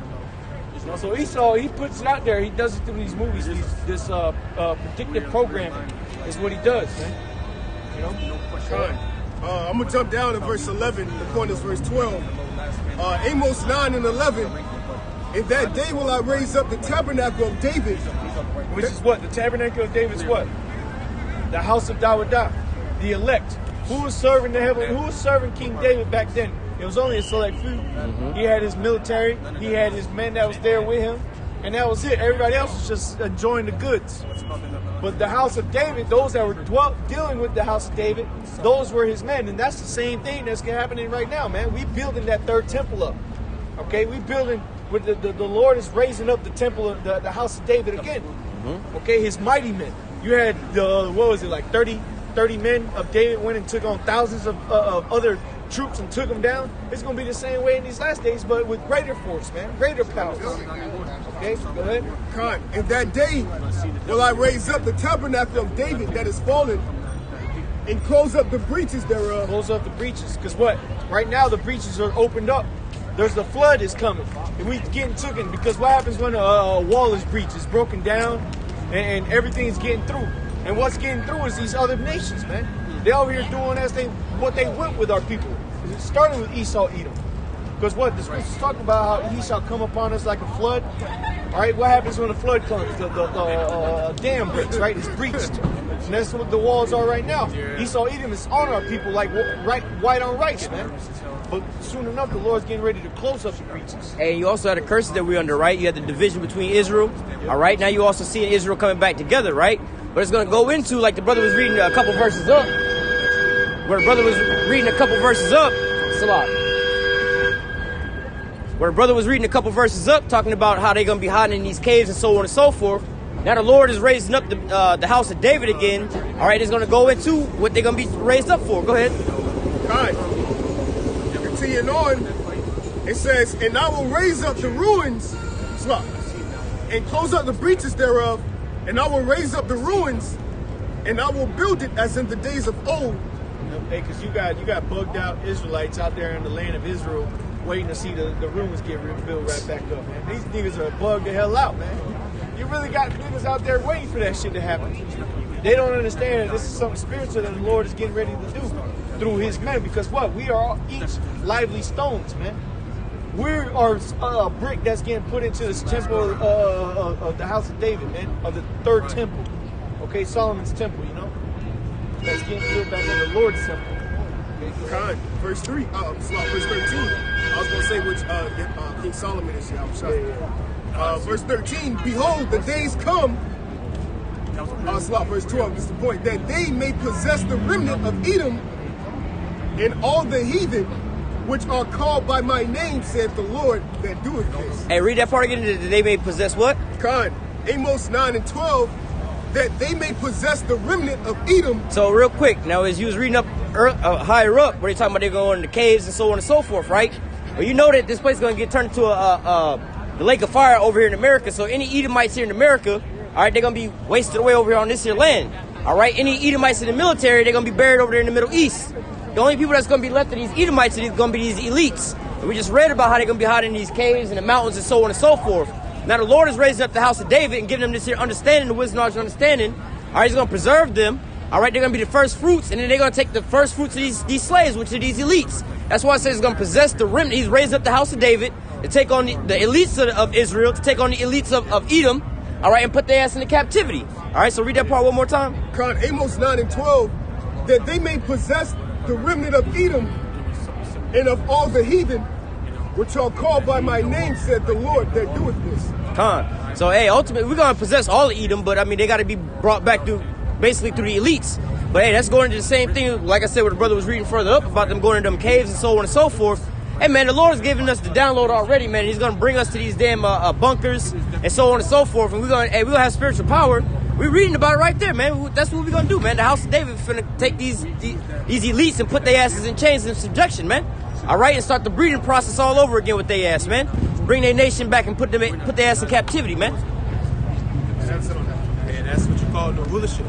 Okay, the Lord setting up what I quoted earlier, Sirach 10th chapter, because riches got by the sea. Okay, injuries got, so on and so forth. The kingdom is translated from one people onto another. Okay, think of the earth as a business. Okay, the so-called white man is not running the business right. Okay, at the end of the day, he's not supposed to run it in the first place. But at the end of the day, the Lord is setting up ultimately, the people we intend to be in Jerusalem in the first place. And that's why this earth is going to thrive when the righteous are undevoted. People are going to be praised and the earth's going to be quiet. So they're going to break forth singing, right? Because the true judges are running the earth, okay, in righteousness. Because people don't understand what righteousness is. Okay, it's so foreign to them because they live in a wicked world. Like Apostle would say, we've been in America too long. We've been westernized too long. Okay, we've been in this so-called white man system for too long. Okay, to where righteousness sounds weird. Okay, and that's again because we've been here too long. That's something.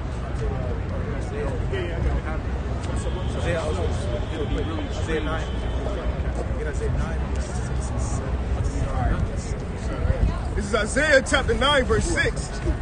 And it reads, Isaiah chapter 9, verse 6. And it reads, for unto us a child is born, unto He rules on the planet Earth. Okay?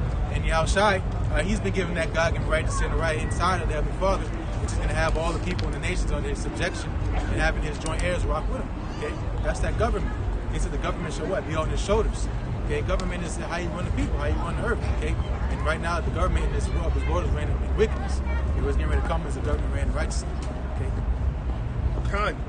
And it reads, Slaki, and it reads, and his name shall be called Wonderful, Counselor, the Mighty Power, the Everlasting Father, the Prince of Peace. Yep, because it's already been set up in the first place for that to be so. Okay, the Heavenly Father knew that he was going to set up Yahushai to be in the spot that he was in. That's why in Psalm 2nd chapter says, why did the heathen rage? Which imagine a vain thing. Okay, it's been set up the whole time for the Israelites to be in rulership under their power of being Yahushai. Okay, so like your son, you can set your son up right. You want him to do better than you. Okay, you try to do what you got to do, make the move so that when he gets to his time, that he's going to be straight. Okay, and that's when you go to with Yahushai. Hey, I like when you guys are preaching, man. You guys keep preaching it. Right. Verse 7, of the increase of his government and peace, there shall be no end upon the throne of David and upon his kingdom, to order it and establish it with judgment. Exactly. Order it and establish it with judgment. Okay? Going into Daniel. Okay? This kingdom shall be an everlasting kingdom. It should not be left to no other people. It don't say the tabernacle of David, tabernacle of whoever else. Okay? It say the tabernacle of David is talking about a certain people. Okay? Being the so-called Negro, Latino, and Native American. All right? And it said that increase. Okay? The Lord talking about the Lord going to have to download the increase. Okay? The Lord has already set it up for us to be successful in rulership. Okay? Giving us the laws and the commandments. Okay? So the white man, he's been set up. He failed. Okay? Because he doesn't have the instruction book. It's like when you get a new toy. How you gonna put something together if you don't know how to? You don't have the instructions. You got 7,000 pieces. Okay, you can't put them together. It's not gonna come together and function. Right? Esau hasn't been given that information. He hasn't been given that faith. Exactly. That is the tools, the ingredients. Okay. The things he lacks is why you see the world the way it is now. Okay. No faith. Okay. Being carnal. Okay. That's why the world is ran how it is. Okay. Because it says so is the ruler, so shall the people. Okay. Continuing on, it says, and with justice from henceforth, even forever, the zeal of Yahweh Bashim Yahshua of hosts will perform this. Exactly. The Lord is doing this. This is his desire. Okay? The Lord wants his people to be in rulership. Because at the end of the day, that's why he chose them. Why are you going to choose? He going to choose his people and then make them stay down at the bottom for it. That don't make no sense. Okay? He would have chose Esau in the beginning, but he didn't. Okay? He chose Jacob. Right? And that's why Esau is getting mad. Okay? Talking about Psalm 50th chapter. The Lord kept silence. This man thought, hey, the Lord really fucking with me like that. We got God bless America on the license plate. Okay? God got to be dealing with the so-called white man. Look at him, He's in power. He's been doing his thing. Everybody loves him. All right? But they get deceived. Okay? That's why it says in Hosea, the land where it said, you are not my people, there shall be said, you are the sons of the living power. Okay? That's us. All right? The scriptures say that vision is set for an appointed time. It's an appointed time. The Most High, the scripture said in the book of Revelations, no man knoweth. It's an hour, a day, a month, and a year, man. And that's why Yahushua said, no man knoweth the time. So it's not about us, but it's about the time of the Most High removing this man out of power, man. The scripture said in the book of Romans 13 chapter, all right, that this is, you have to have respect to the ordinance of the Lord, man. The Lord set Esau up, man. This is about prophecy. When you're going back into the book of Genesis, the Lord was Isaac, man. Isaac gave Jacob and Esau that blessing, man.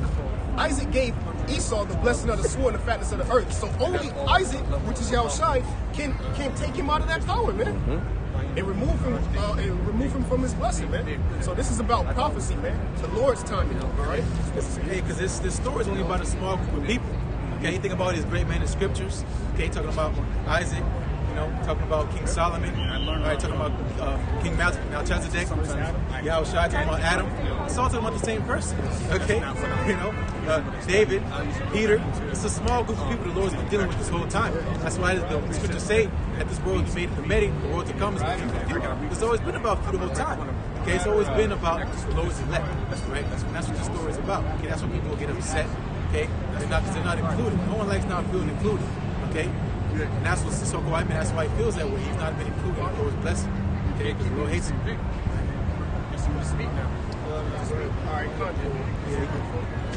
All right, Isaiah 34. I'm starting from the top. Yeah, so going back to the Lord judging the nations, okay, you see the Lord is putting his hands on these other nations that he's not dealing with.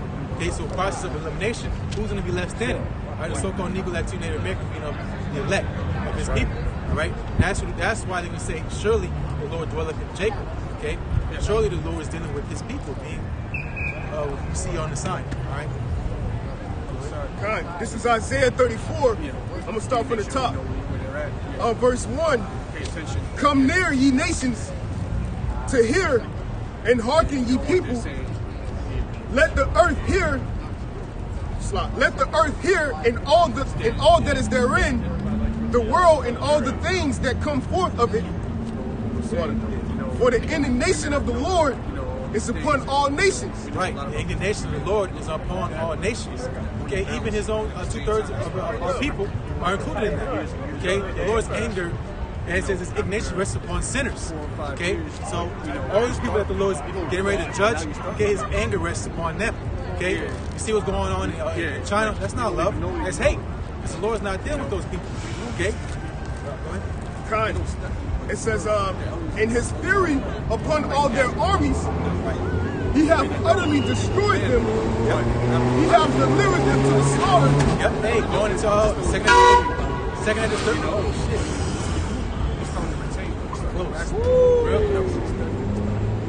Hey, second and 13th chapter, going into the return of Yahushua. Okay, if you want to get that next. Second and 13th chapter, second and 13th. Yeah. No, we will continue that though.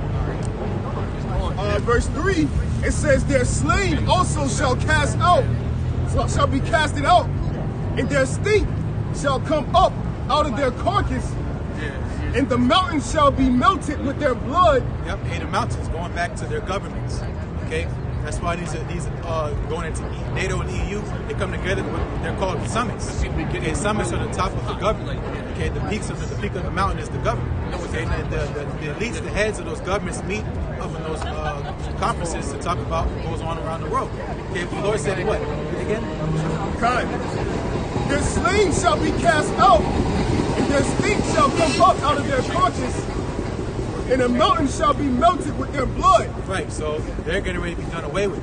Okay, see going on in China. Okay, the government is in chaos. Okay, and that's just the beginning. Okay, because going into that war, okay, these nations are getting ready to fight amongst each other. And ultimately, they're going to get ready to fight against the Lord when he returns. Okay, he said his anger is upon their armies. Okay, so going into Revelation 12 chapter about that war in heaven. Okay, that's what's getting ready to happen. Okay, because the Lord's about drama. He said, when I think that I come to set peace on the earth, what would I be if it be already not kindled? Okay, Jake want to come up when there's all somebody fight. Who they fighting? They fighting. Jake want to come up when all hell's breaking loose. The Lord's the ultimate Jake. Okay, he gonna show up when all hell, when shit's popping. Okay, the Lord gonna ultimately again destroy these nations. Okay, for what they did to his people, to himself.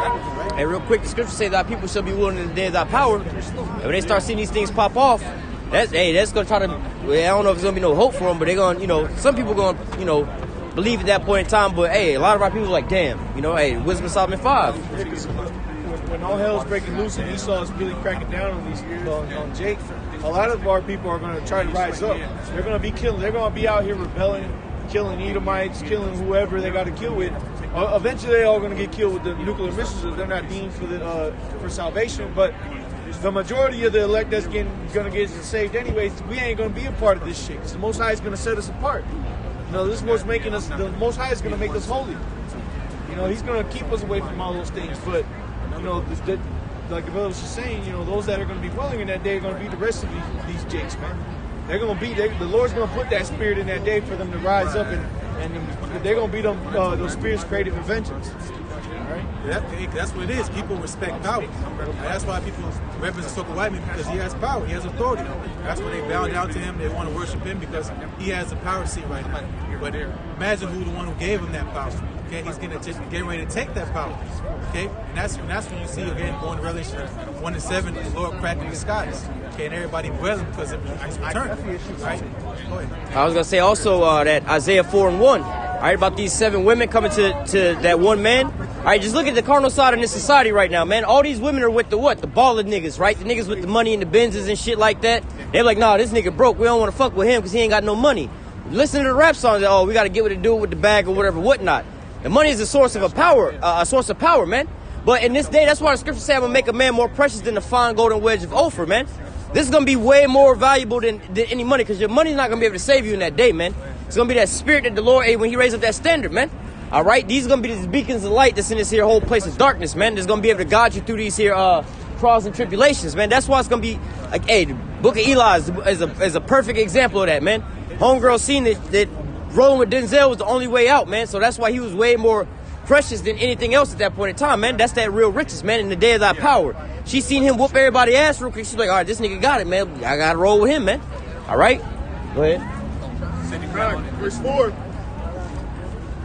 And all the hosts of heaven shall be dissolved, and the heavens shall be rolled together as a scroll. What is that talking about? It's talking about thermonuclear missiles. Okay? The heavens being rolled together as a scroll. It's talking about that mushroom cloud. Okay? And that big explosion goes off and the gas starts rising, the smoke starts rising. It's like a scroll. That heat it creates a vacuum. Yep. So it starts sucking everything up. Yep. So it comes up and it rolls up like this, and then it gets to the top where it repeats, and it just keeps causing that vacuum. It's that roll scrolled up. You know?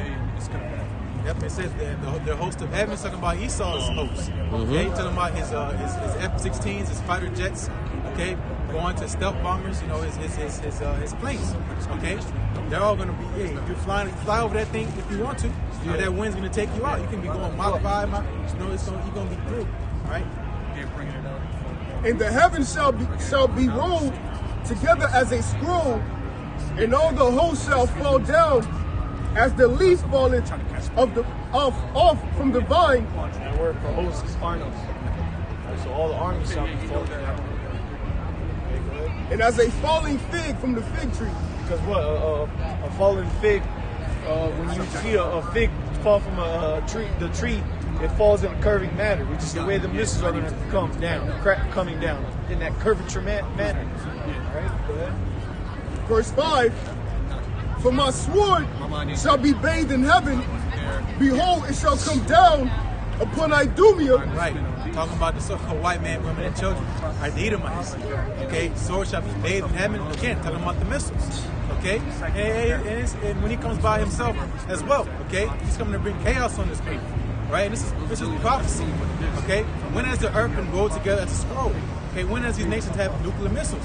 When have these nations ever had the power to destroy the earth in as much manner as they have capability to do? Okay, it's never been so. Okay, here in 2020, this is that time, all right? This is the time where, hey, quoted the 2nd chapter, now's the time where everything's speaking, okay? You know, he said if heavens rolled together as a scroll, he didn't know the name of what it was going to be called, okay? Talking about, it's the prophecy, Isaiah, okay? This is talking about nuclear missiles. Now it's speaking, no, it's a thermonuclear missile, okay? That's what it's talking about, okay? It's well known now because now is the time. Even the average Joe Smoke knows about thermonuclear missiles, okay? You know, back then this was what you call, it was a mystery, okay? But now it's seen, so it's not a mystery no more because it's getting ready to see with your eyes, right? And real quick add on to that, you had, I believe at the end of Barack, it probably was Donald Trump's situation where they pulled out of the INF treaty, all right, the international, what is it, the intermediate range, no, it's the intermediate range, something like that, for the longer range missiles. Yeah, IMF treaty. Well, IMF is the International Monetary Fund. INF is a little different. It's the nuclear, basically a nuclear armament thing, like an arms race. And this is what sparked Russia to come out with the Satan 1, Satan 2, these nuclear powered cruise missiles and so on and so forth, man. All right, but look, this is, again, according to prophecy, like the visions are now starting to speak, because beforehand they had this so-called nuclear agreement to where they wasn't developing these longer range missiles no more, man. But now that's the spirit that the Lord put into the earth, man, to where it's like, all right, now we got to go back and start developing weapons again, a new arms race. And then from that's where you see these hypersonic missiles come from, the nuclear power cruise missiles come from, all because they was in this treaty that I believe came at the end of the Cold War, maybe at the end of World War II, so they wouldn't keep developing these longer range missiles and things like that, man. All right, the only thing that was holding them back, but hey, the Lord put the spirit out there, tear that shit up real quick, and then just go ahead and start building, man. Now you see Russia prevail with the most superior weaponry, man, that America can't touch, man. They falling behind. Before they was the forefront, but they falling far behind Russia right now, man. Verse 5, Ezekiel 34, I'm sorry, Isaiah 34 and 5, and it reads, "For my sword shall be bathed in heaven, and it shall come down upon Idumea." Hey, come down. The missiles are going to come down, okay? Go ahead. Con. And upon the people of my curse to judgment. Yep. Who's the people of the Lord's curse? Read Malachi the first chapter. Okay? People of the Lord's curse is the so-called white man. All right? Order of wickedness. Exactly. People of his indignation forever. Yep. And going again, what Dawda was saying, about the inspiration. Easier for them. That's why it says in Job, there's a spirit in man with inspiration, coming from the Almighty, giveth him understanding. Okay? So-called white man, he has thermonuclear missiles to use it against himself. Okay? It says the sword. So like the scriptures, the Lord said, "I have created this the waster to destroy it." Yep. So all credit goes to him. In the spirit. He put that inspiration, that spirit, which inspiration goes into inspire, which means to breathe in. When you breathe in is when you're receiving the spirit of the Heavenly Father, that breath of life, right? You breathe in, inspire. All right, so that's what the Heavenly Father did to these Edomites to create these missions. He breathed that spirit onto them to create these missions. To create these missions. Okay. It says the sword of the Lord. Last verse, Isaiah 34:6. The sword of the Lord is filled with blood. It is made fat with fatness, and with the blood of lambs and goats, with the fat of the kidneys of rams.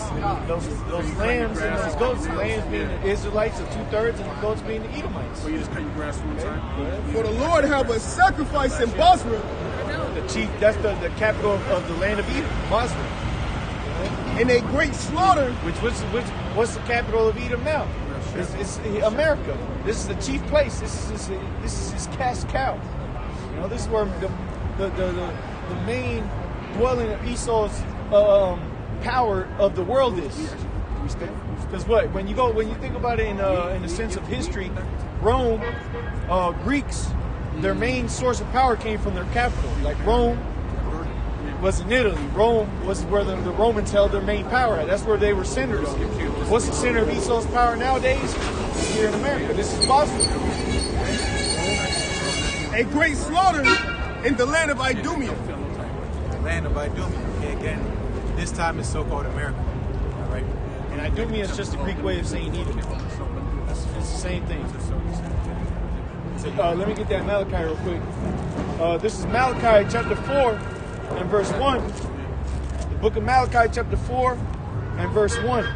For behold, the day cometh that shall burn as an oven, and all the proud, yea, and all that do wickedly shall be stubble.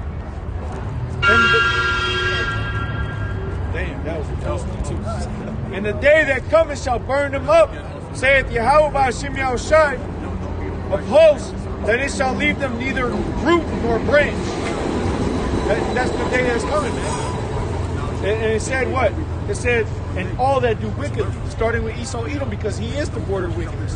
When you see an Edomite, guess what? Wickedness is coming. Whenever you see an Edomite, that is where wickedness starts. All right, and it said all that do wickedly, so it's including 2/3 of Israel.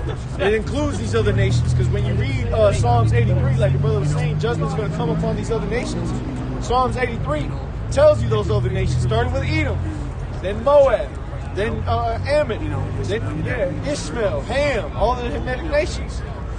You read Psalms 83, and you're going to see the list of those nations that are going to get the judgment. Just everybody else, but including Israel, but everybody outside of Israel is named on that list.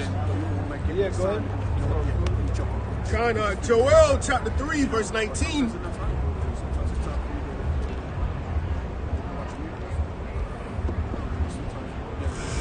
This is the book of Joel, chapter 3, verse 19. And it reads, Egypt shall be a desolation, and Edom shall be a desolate wilderness. Hey, and it said Egypt and Edom in the same line, okay? Why is that so? Because that's prophecy, okay? Today we're in modern day Egypt now, okay? Our great bondage, okay? Who's our captive? So-called white men, Edomites, right? So read again from the top. Joel 3 and 19. Egypt shall be a desolation, and Edom shall be a desolate wilderness for the violence against the children of Judah, because they have shed innocent blood in their land. But Judah shall dwell forever in Jerusalem from generation to generation. Okay, so going back to what the violence, going back, reading Obadiah, okay, the violence against thy brother, okay? The Lord, Yahweh Shai, is getting ready to require that blood that he spilled, okay? It all goes back from the beginning, going to Cain and Abel, okay? His blood, his righteous blood cried up onto the Lord, and the Lord hears, okay? Because of the violence, okay? We got all these signs out here, okay? You can Google, all right? It's out there, all right? What's happened to us, okay? And it's still psychologically affecting us because we're those people. We was never set up to prosper in this land, okay? We were stolen and brought over here. Okay, the northern tribes was already here, okay? They were deceived and they were put in the same punishment that the southern tribe went to, okay? That's why it says Judah and Israel are pressed together, okay, under the same man. He has the same tactics, he treats us the same way because we're the same people at the end of the day. All right, but the Lord is requiring the violence that He's done against His people. Everyone say, forgive and forget, move on. Okay, this is new decade, new era. Okay, but the same stuff is still going on today. Okay, this man has never let up. He's going harder on Jacob. Okay, trying to find more ways for you to turn away from your power, because he knows when that happens, the Lord's not dealing with us. Okay, and that's Esau's plan to ultimately try to take back his birthright. Okay, going to say, look, you made a mistake. You should never chose him. You should have chose me. Look at me. All right. That's why he's got to bring about this RFID microchip. That's Esau's ways, because really, like the elders were saying, the who Esau really wants to get chipped is the elect, because that's his way of trying to buy back the birthright. He's trying to say, look, I got your man to get the chip, so now I'm going to be in control. I'm going to have the fatness of the earth. I'm going to have the kingdom. It's going to be mine. I'm going to have rulership of everything, because I got in subjection your men. They're under my name now. They're not under your name no more, because I annulled my contract with you. I gave it up to him. So now he was under your name. I wasn't. I was just given the fatness of the earth. That was it for a time being. But now the elect, that's what Esau thinks. He thinks that the elect is going to be able to get this chip. He's going to be able to overcome us, but he's not. Okay? Yeah. Well, I got one more precept. I want to get this real quick. You spoke on it. Romans 11, verse 4. But what said the answer of the Most High to him? I have reserved to myself 7,000 men who have not bowed the knee to the image of Baal. So you see, the elect, this time it's not just 7,000 men, it's 144,000 men, which, you do 7 times 7 is 49, or select 7 plus 7 is 14. Okay, so what? 7 and 7 is 144,000. 7,000, just doing the math, take how you go into the numbers, Going off, Jake. Going back to Joel 3 and 21. For I will cleanse their blood that I have not cleansed. I will cleanse them. Joel 3 and 20. But Judah shall dwell forever. Yeah, that's why I wanted the point. Judah shall dwell forever. Okay, and that's the head. That's the head tribe. Okay, so that means if they're gonna dwell forever, that means we're gonna dwell forever. The rest of the nation. Okay, and that's the point. Okay, the Lord chose Jacob, all right? Esau is never in the scripture he's going to dwell forever. He's going to be cut off and destroyed. That's where it says. Okay, so that's the Bible withstood all manner of history. Okay, there's always been, there's nothing standing alone besides the scriptures. Okay, nothing can cut the scripture. Okay, because this is the Lord's plan. He put it on paper, ultimately, so He gets credit for it. Okay, so when He returns, that's what we're doing. We're out here praising the Lord. Okay, because He's the one that's doing all these things. Okay.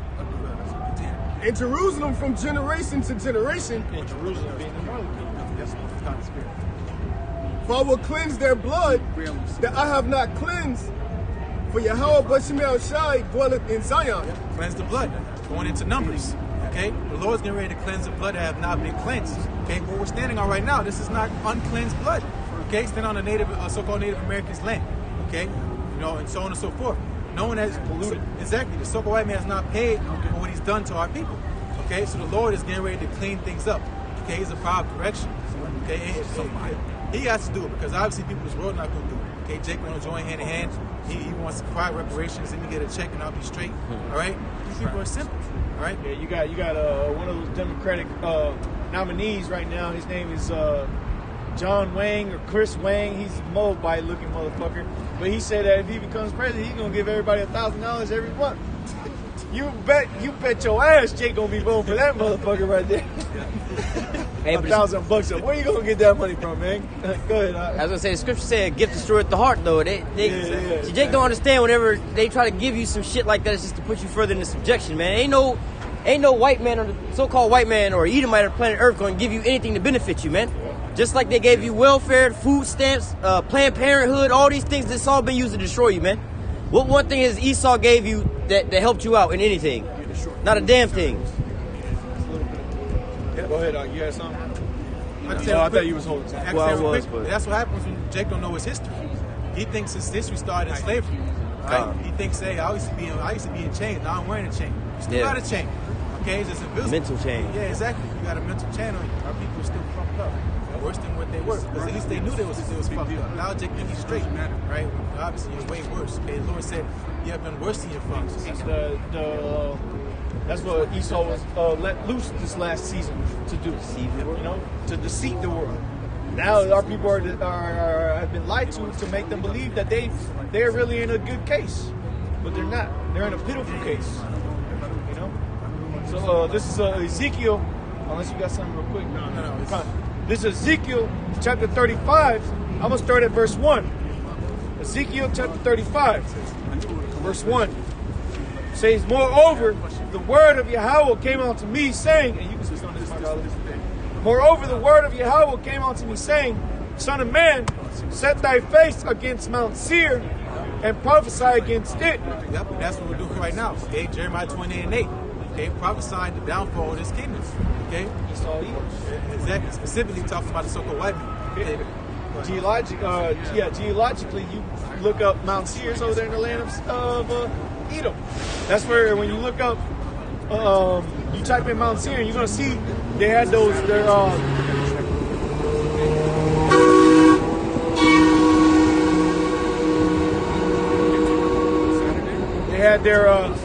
had their palaces, so to say, built into the clefts of the rocks.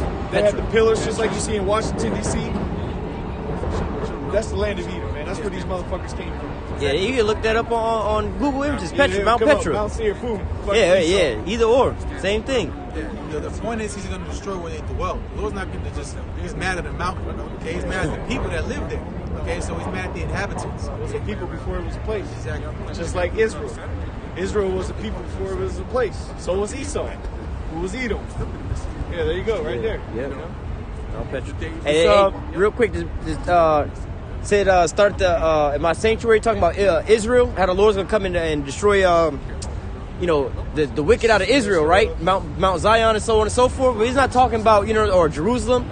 Go through the midst of the city, through the midst of Jerusalem, and set a mark on the forehead of the men that sigh and cry. And that's not saying go over to the land of Israel, all right, into that place over there. No, Jerusalem and Israel is the people before it's a place. Same like with Esau, Edom. Or like in Moab, Moab ain't living in the land of Moab right now because all those nations was basically neighbors to Israel. They was all that, was right over there. Edom also was right there beside Israel as well too. But now Edom is a land, is a different, where the people are, That's where Edom is at now. Just like this here land was first Gad's land, but now it's what? Esau's land now.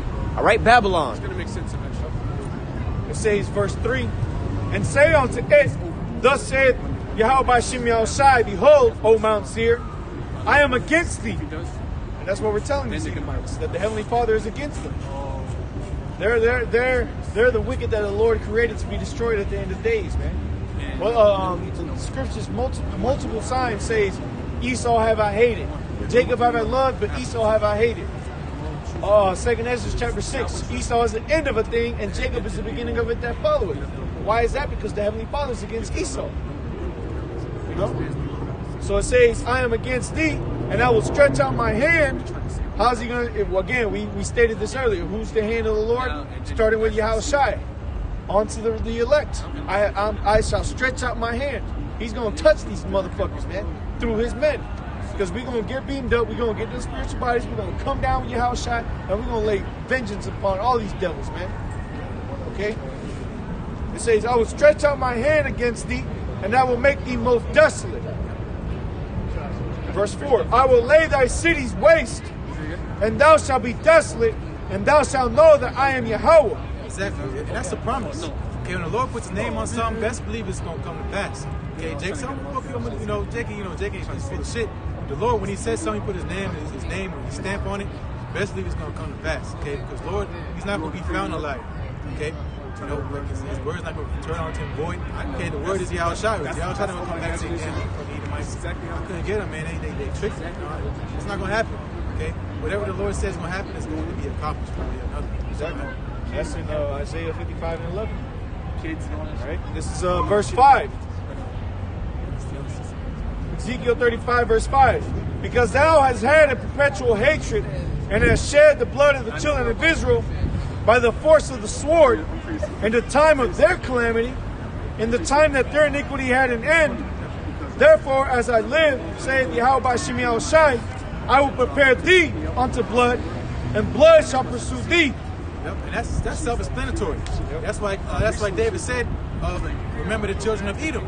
Okay, don't forget about what these devils been doing. And that was back then. Okay, this is a hundreds, centuries-year-old rivalry. Okay, you know, so white man had going into that word perpetual. It means constant, forever. Okay, really, without end. More than a millennial, because from before Yahushua came, it's been 2,000 years. But when you go in the book of Genesis, chapter 27, and verse 41, talk about how Esau said in his heart that he was going to slay his brother, all right, when Isaac died, man. So Isaac was still living when this here hatred came because of the blessing, man. We're really going back to Cain and Abel. Exactly. Khan. So it's been forever, man. First This is murder, the beginning of time. yeah, the first murder was the so-called white man. And I was meditating on this the other day. Adam, his sons were who? Cain and Abel. Isaac, and his sons were Esau and Jacob. Yahushua. On both times. He had two kids that both of them the other one wanted to kill the other one. You know, they were warned against each other, you know. This is the spirit. Yahushua is the one that's going to have to chastise both of them. He chastised us because we went off. And he's going to come back and he's going to chastise Esau for doing what he did. Shit, you know? In the garden, you had Adam and the serpent, or even the serpent. So really, it goes all the way back from that real perpetual hatred, man, from the beginning of time. This is verse 6. Ezekiel 35, verse 6. Therefore, as I live, saith Yahweh by Shem Yahushai. Oh, I read that one. Verse 7, Salat. He said, therefore, as I live, the Lord lives forever. The Lord lives forever. You're right, no religion. Hey, there ain't no religion, but there's prophecies, and your ass going into slavery, so shit. Verse 7. Thus will I make Mount Seir most desolate, and cut off from it him that passes out, and him that returneth. So everybody in this place, okay? Every Edom. Everything. Everybody that's been here, okay? There's no more coming on land, on a plane, coming from wherever. You know, land. There's no more going to be so-called America. All right, it's going to be done away with. Right? Verse 8. And I will fill his mountains with his slain men, and thy man. Okay, he's setting them up to be destroyed. Okay, the whole time again, the Lord had his man in power to be set an example of what not to be, just like Sodom and Gomorrah. Okay, this place is going to be an example for a long time. Okay, going to the smoke of her torment, the smoke of her burning. Okay, so-called America is going to, you're going to, because everybody gets, going back to the image that this so-called white man painted about this place. Those streets paved in gold.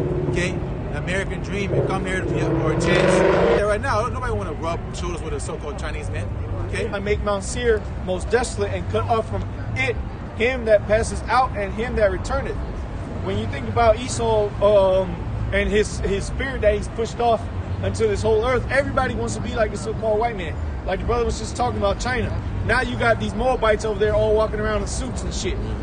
So now look at them. Now they're getting judged. Look at our people. We went after wanting to be like Esau, and look what happened to our people. That's why our people also got to get judged, along with these other nations, because they want to be like the so-called white man. They want to be like the wicked. So guess what? Since they went in onto him and they returned it, they go back to him to learn of his ways. Now they got to get judged along with him, man. You know? Yep, and it's because of his ways. Okay, that's why doctrine is so important, because doctrine is what governs the thoughts in your mind. Like what says is okay, what's not okay. That's why the so-called white man has his whole world going up, and eventually it's going to be going up in flames because he's corrupted everything. Okay, and that's what again is planned to do. So that's why going to Genesis 6 chapter. Why was the Lord upset with the people of the earth? Because they've been corrupted. Okay, this is Ezekiel 35 verse 9. I will make thee perpetual desolations, and thy cities shall not return, and ye shall know that I am Yahweh. All right, you know, and like we read earlier, Malachi chapter 1 verse 4 says, they shall build, but I shall bring down to the ground, or I shall bring down. You know, these devils don't understand that all this that they're building, talking about their new world order, because this is what Esau's building. He's building everything towards that new world order. All that's going to be brought down, man. I'm going to read that again. It says, I will make thy perpetual desolations, and thy cities shall not return, and ye shall know that I am the Lord, man. Everything that Esau is building, all these cities that are building towards this new world order, is not going to return, man. None of this, all of this is going to be destroyed, man. Everything, even around the four corners of the earth, everything that Esau has set up in these other nations to gear towards this new world order is going to be destroyed, man. All right? Verse 10. It says, because thou hast said, these two nations and these two countries shall be mine, talking about the Israelites, and we will possess it, whereas the Lord was there. All right, because what? The Lord was dealing with us once. But he said what? These two nations and these two countries shall be mine. So now the Lord, Esau, Edom, we belong unto him. We have to deal under him, because what going back to Exodus, I believe, it says, if a man be found in somebody's hand? Yeah, if a man be found in their possession, you know, they shall surely be put to death. We're in the possession of the Esau, Edom now, the northern and the southern kingdom. So we're his right now. According to Esau, he thinks that he's theirs, but ultimately we're still the Lord's. But he thinks that we're his. All right. Hey, real quick, one of you brothers that brought that out earlier about how we're supposed to be serving the Most High. That's supposed to be our power. But what Esau has us serving him. Yep. All right. But I think that was Michael who said that, talking about having us be basically replacing. Jacob took Esau's birthright supposedly, and now Esau's like, well, fuck it, we'll just have the Israelites, be up under us more or less, to say they worship us, and that's what the brother's reading right there, man. Talking about, I'm gonna set my nest above and say I'm gonna sit at the congregation of the north. All right, but the precept to that is also the same thing. I'm gonna set my nest upon the stars and basically reign over Israel. All right, and sit in the congregations of the north. You know, Esau's trying to reign over top of the Israelites. All right, go ahead. Verse 10, verse 11. Therefore, as I live, saith Yahweh Shemel Shai, I will even do according to thine anger and according to thine envy, which thou hast used out of thy hatred against them. Because what? This damn devil, man, he has a perpetual hatred for us, man. An everlasting hatred for our people, man. You see that going with Emmett Till when he beat the shit and hung the kid. The poor little kid, man, he was like 11, 13 years old for so-called whistling a woman, which he never did, because the woman before her deathbed a couple years ago said that she lied about it. That fucking bitch. All right, but what? He has an everlasting hatred to our people, man. And you see that in everything that this damn devil does, man. We were reading the book of Esther, going into Purim, Esau, Edom, Haman. All right, he was going up to see the king, which during that time was the king of Persia, Xerxes the first, which is the one that you see in the movie 300. That's Xerxes, so it was during that time period. But Haman was going up to see him, and Mordecai, which was an Israelite, he didn't get up or move for him. He saw, and everybody gets up, and everybody was like showing reverence to him, respecting him. Mordecai didn't do none of that shit. He didn't even budge to that dude. And Esau's hatred was so much for that, he was like, this motherfucking nigga. He put out a decree through the king. He told the king to go kill all the Jews. And then the second time came.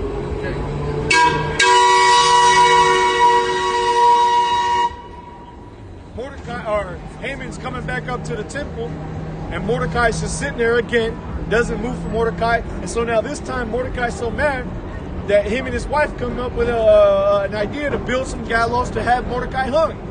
That just goes to show you how much that devil, these damn so-called white people, hate our people, man. That just at the sight of us not showing respect to him or bowing down to him, how much they hate that, man. That's why they're over us, and they're so hard on our people. That's why they got these cops. That's why that's why these cops are just gunning niggas down. Because the deck is now rising up, and he's not showing respect to these cops. So they just blasting niggas away, man. All right. Real quick to add on to that, exactly what you're saying about the cops, right? Like with Haman and Mordecai and so on, and how you try to have them in a snare. Same thing is going on right now, man. From Emmett Till to Tamir Rice, man, and so on and so forth. It's the same thing going on. But then you have scenarios like right now where you got the Edomites putting these damn cameras up everywhere. They got the cops wearing the body cams and everything like that now for their so-called protection, to show that they're so-called righteous and doing everything, but it's all backfiring on them, man. All we doing is seeing the violence that these so-called white police officers are doing unto the Israelites, man. We also seeing when everybody got these cell phones that the so-called white man gave everybody to track them down with these cameras on there to get facial recognition on. Now everybody's over here videotaping all the wickedness of Esau, the so-called white man. So again, his same plans and his devices that he set forth to trap up Israel is falling back upon his own self. Just like, you know, the brothers referencing in Esther 9, right? Esther, the whole book, but Esther 9 was when it was talking the about Mordecai, the Haman situation. Yeah. But nevertheless, you know, that's pretty much the same thing you got going on now, as we was talking about earlier about Esau gonna be caught in his own snare, man. He has his propaganda and these lies. He's talking about the Israelites, but also the scriptures say that Babylon's skirt was gonna be uncovered, her shame was gonna be shown, man. All these lies that the so-called white man has been telling about the so-called Negroes, Latinos, and Native Americans is all coming forth to show that he's just basically a racist, a hater of all these other nations, and he's a true terrorist on the planet Earth. He's a true devil on the planet Earth, man. He's a true rape, robber, and murderer of everything on the planet Earth, man. He's the reason that everything is all fucked up, man. He's the cancer of the whole Earth. He's the one parasite, but yet he's been blaming it on the Israelites. All right, but now with all his technology, his camera, and all this saving the documents, because a lot of our pictures and things that he has of our atrocities is from his old postcards, his own history that he saved. We didn't go back there and take the pictures. He saved these pictures, man, and put it on the internet, man. And then what? It's coming back to haunt him right now in the past, man. All right? And just like Haman, you know, because eventually them gallows that he built for Mordecai were used to hang his dumb ass. Right. So just like in these last days, Esau, Edom, which was, Haman was an Edomite, the missiles that he created are going to be used to kill his dumb ass. You know, get rid of his simple ass. Right?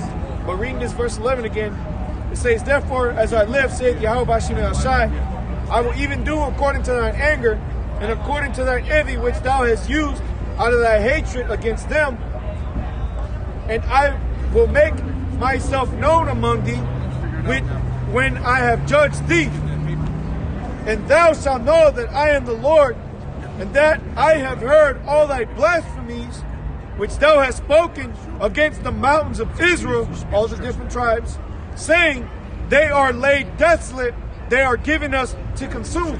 And that's what Esau said, man. He said, "Oh, look at the condition of these niggas, man. They ain't shit. They're a bunch of shitland eating niggas, man. They've been given up to us for us to devour them, to take over them," which is going back to the scriptures of these nations that were set to devour us, man. Okay? Verse 13, it says, "Thus with your mouth ye have boasted against me, and have multiplied your words against me. I have heard them." Speak on that. Hey, yeah, you know, going into, again, tempting the Lord. You know, when Esau did all these things, saying this and that, who gonna touch me? Look what I'm doing to your people. You know, and you know what has happened since I've done this. Well, brought out Ecclesiastes 8th chapter. Okay, you know, he hasn't been punished. That's why again, Brother brought out Psalm 37. All right, pride accompanies him about as a chain, because he's not in trouble as other men. He don't catch hell all the shit he's doing on this earth. Let me read that again. It's my Savior. It says, verse 13, "Thus with your mouth ye have boasted against me, and have multiplied your words against me. I have heard them." Right? This is a precept to go with that, man. God, this is Obadiah 1 in verse 3. Obadiah 1 and 3. The pride of thine heart has deceived thee.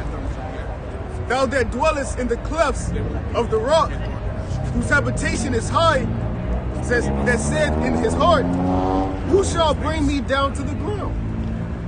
Exactly. Add on to the point. You know, who's gonna judge me for what I've done on this earth? Okay, Esau done these things to the Lord's people without cause. Okay, going back to the beginning, Cain and Abel. It says, why slew we him? Because Abel was righteous and Cain was wicked. That's just what it comes down to. Okay, Esau can't get right and he's envious because the Lord doesn't fuck with him like that. Okay, and that's all it is. He's a jealous brother. That's why he wanted to kill him. That's he's always been coming after Jacob with the sword. Okay, because he's unwanted. Okay, he's an unwanted, unadopted child. Okay, no one wants to deal with him. Now he has all these nice things and this and that, but he still can't feel the emptiness in his soul because ultimately the Lord don't love him. He knows that. Well, that's why he acts the way he acts. He was created to be the wicked. He's the vessel of dishonor. Exactly. All right, like you know, you have in your household or whatever, whatnot. You may have a plate to eat out of, or a cup to drink out of, and you may have a cup that you piss into. You see what I'm saying? Like, well, you can't. The cup that you piss into can't be mad. Like, how come you piss in me? You don't drink out of me. You know, hey, because I decided to do that. You know, you got shoes you may go out and cut the grass in, go walk through the mud in, and you have shoes you may go out to, I got work shoes that I work in, and my work shoes, I got regular shoes I just wear outside. You know what I'm saying? There's a difference for certain things. Well, how come you wear me for work? Because I got to walk through mud and shit like that, so, yeah, I need some kind of outdoorsy type of shoes like this. You know, I wouldn't go wear some expensive white shoes or whatever, whatnot, through that. That's not for that, you know? Back in Ezekiel 35, verse 14, it says, thus saith Yahweh Shem Shai, when the whole earth rejoiceth, I will make thee desolate. As thou didst rejoice at the inheritance of the house of Israel, because it was desolate, so will I do unto thee. Thou shalt be desolate, O Mount Seir, and all Idumea, even all of it, and they shall know that I am Yahweh Shem Shai. Yeah, hey, because again, the earth's gonna break forth singing when this man gets put out. Okay, they can't, sing and celebrate and have parties because the so-called white man is destroyed. Okay, people are gonna be rejoicing. The whole earth's gonna be singing. The birds are gonna be tweeting differently. Okay, they're gonna be happy as hell because this man's out of power. Okay, and that's a terrible feeling. He's in a world full of hurt. Okay, seeing what he has destroyed, taken from him. Okay, and the thing is, prior to it's gonna be a major letdown going into these elites. All right, they're on top of the world, literally. At the earth cupped in their arms, okay, and it's getting ready to be taken from them in an instant. Going from having people massage them, carry them around to you carrying other people around. Yeah. Okay, the people you hate at that, going into Haman, okay, and Mordecai. Okay, imagine how Haman felt having to do what he's doing with Mordecai. Okay? It showed when he got called out in front of the king. Esther told him, he said, tell me who this is that's done all these things. And she said, that nigga right there at the table. It was only them three. It was set up. It was only Mordecai, it was only Haman, Esther, and the king. And Haman, in his pride spirit that he has, he was like, shit, I'm the only one at this table. I'm having a dinner with the king and the queen. Shit. And then little did he know he was getting set up to be called out in front of the king. And as soon as Esther called his ass, he said, oh shit. And he started stumbling. He started trying to run to the point where he even fell on Esther's bed. Yeah. He ended up falling on her bed, and the king was like, "Oh, nigga, you gonna fuck my wife in my house too? Now your ass gonna get judged, man. Put that nigga on the gallows. Him and his 10 sons, man." That's right. So hey, man, that's just imagine that you oh shit, that's how bad he was fucked up. He's like, oh shit, this nigga tripped up in her bed. You know damn well he didn't want to be up in there, but he was trying to get up out that bitch, but he got caught up in her bed, man. That's why he said he said the heaven shall laugh. That's funny as hell. Yeah. The Lord's laughing at that. Look at this jackass. The scripture say the man's boys are the Lord. Man's goings are the Lord. Hey, Wisdom of Solomon 5 talk about we went through all these places or whatever, whatnot. We ain't even the children of the Most High. How are these ones counting among the saints, man? They think that they're the children of God. They think that they're God's people. They think that they're God or whatever, whatnot. But little do they know they're over destroying God's people. All right, and then when the Most High send Yahweh Shai back, hey, they gonna be. That's why he's exalted himself, and that's why he, in his mind, he's telling himself that what he's doing to the Israelites is righteous because the Most High judges his people, right? Yep.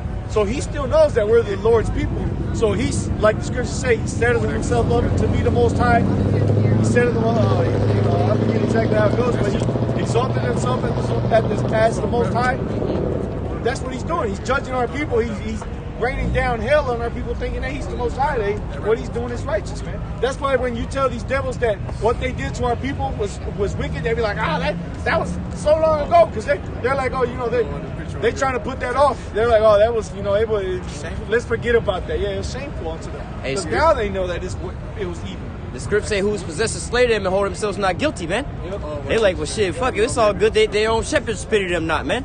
So why should we care about it, man? Yep. Go ahead and get that. This is Obadiah. Obadiah chapter 1, verse 11. And it reads, in the day that thou stoodest on the other side, in the day that the strangers carried away captive his forces, and foreigners entered into his gates and cast lots. Gates of the Heavenly Father. The foreigners carried us away, the other nations. All right? Go ahead. Because what? Esau used these other nations to put our people into captivity. Because what? Over there in the west coast of Africa, who was rounding our people up? It was fucking Ham. Or Salah. Ham. The so-called Africans. They were rounding our people up. All right? The Ishmaelites. Yep. Over there with the, I forget what that trade, Sub-Saharan slave trade. Yeah, Sub-Saharan trade slave. Or slave trade. Yeah. Okay? Hey, you can read that to Joel chapter 3. They tell you the whole corporates, all the people that was involved in that. Yep, the Ishmaelites. Yeah, but Joel 3 actually talk about who you have sold Judah unto the Grecians. So the Grecians was the people who bought them. But they was talking about what is it? Say Gabal and Tyre or something like that. If you gonna recompense me swift and speedily, will I slap that shut your hand? Basically, like that shit ain't worth it, man. You just sold you took the jewels of the Most High, man. You sold them to these damn Edomites, man. How much more to your ass? They cast lots upon Jerusalem. Cast lots upon Jerusalem, because that's what these devils did, man. They bet on us, you know. They sold which I think he's gonna go into. Sold a boy for a harlot. That's Joel 3. Oh, that's the boy. Okay, yeah. Yep. They sold our boys to get popped by these other Edomites. They sold our girls for a cup of wine. All right? They still do it to this day. When you want to get the music industry or anything like that, they got something called a casting couch, man. Yep. You see what I'm saying? You got to go lay down on the casting couch and be a prostitute to these elites and bend over backwards for them, man. Yep. And then you get exposed and they just like, all right, well, we'll put the tapes out. Yep. Exactly. It has cast lots upon Jerusalem. Even thou was as one of them. That was as one of them. Okay? Because what? We were brought down low, and this damn devil was already low. Okay? And he was sold. He was sold before, too. Alright? But thou shouldest not have looked on the day of thy brother, in the day that he became a stranger, neither shouldest thou have rejoiced over the children of Judah in the day of their destruction, neither shouldest thou have spoken proudly in the day of distress. Yep, hey, because you just read it. You might as well as one of them, okay? Because he encouraged it. Okay, the so-called white man had it. Just think about when we got brought low. What was the so-called white man doing? He was happy as hell. Okay, just like the other nations, they were probably having a drink, having a toast, having a party, getting fucked up. Because why? Because the Lord brought Israel down. Okay. And then so-called white man Esau, he's always the one in the mix as far as us in our downfall. Okay, think of Chaldeans is the so-called white man. White men with the children. So, again, this man has always been in the midst when it comes down to us and us being brought low. Okay, going to the accuser of thy brother. Okay, he didn't help us; he made it worse. All right. In every way, financially, in our families, he made things worse by separating the man from the woman. Having the woman raise the kids. Esau Edom, the so-called white man, he ruined everything about the Israelite family, man. Everything, man. Down to the kids, man. Took us to the schools, indoctrinated our kids. Now look at our kids, man. You got boys wearing dresses. You got girls wanting to be men. It's fucking absurd what's going on out here, man. But we the Heavenly Father is going to recompense us for this, man. For the things that this goddamn devil has done to us, man. Esau, Edom, the so-called white man. Obadiah 1 and 13. Thou shouldest not have entered into the gate of my people in the day of their calamity. Yea, thou shouldest not have looked on their affliction in the day of their calamity, nor have laid hands on their substance in the day of their calamity. Right, because the Heavenly Father, real quick, the Heavenly Father was the one who judged us. It wasn't Esau. Esau wasn't the one who said, oh, you guys are going off from the laws of the Heavenly Father, I'm going to judge y'all for it. No, the Heavenly Father was the one who did it. He put us in the state that we was in. Because before, during the time of Obadiah, we weren't under control of Esau, Edom yet. We were under control of these other nations. We had the Elamites, the Persians, all right? You had the Babylonian captivity, the Assyrian captivity. You had the Egyptians, the Ham, you know.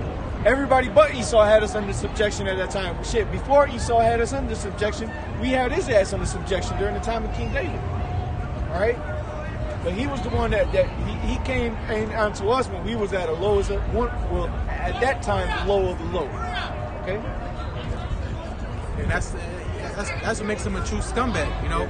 When adversities came up on our people, guess who was there? The so-called white man. Kick us while you down. Yeah, he ain't asked how you was all right, you all right? You know, no, he kept, like you said, kicked us down more, okay? Because the whole time he loved it, he enjoyed it because of that hatred, okay? He loved our downfall. And that's how you know that the spirit that Esau has on is that same spirit that was on Cain. Because what happened after he killed his brother? He told the Most High, I'm my brother's keeper.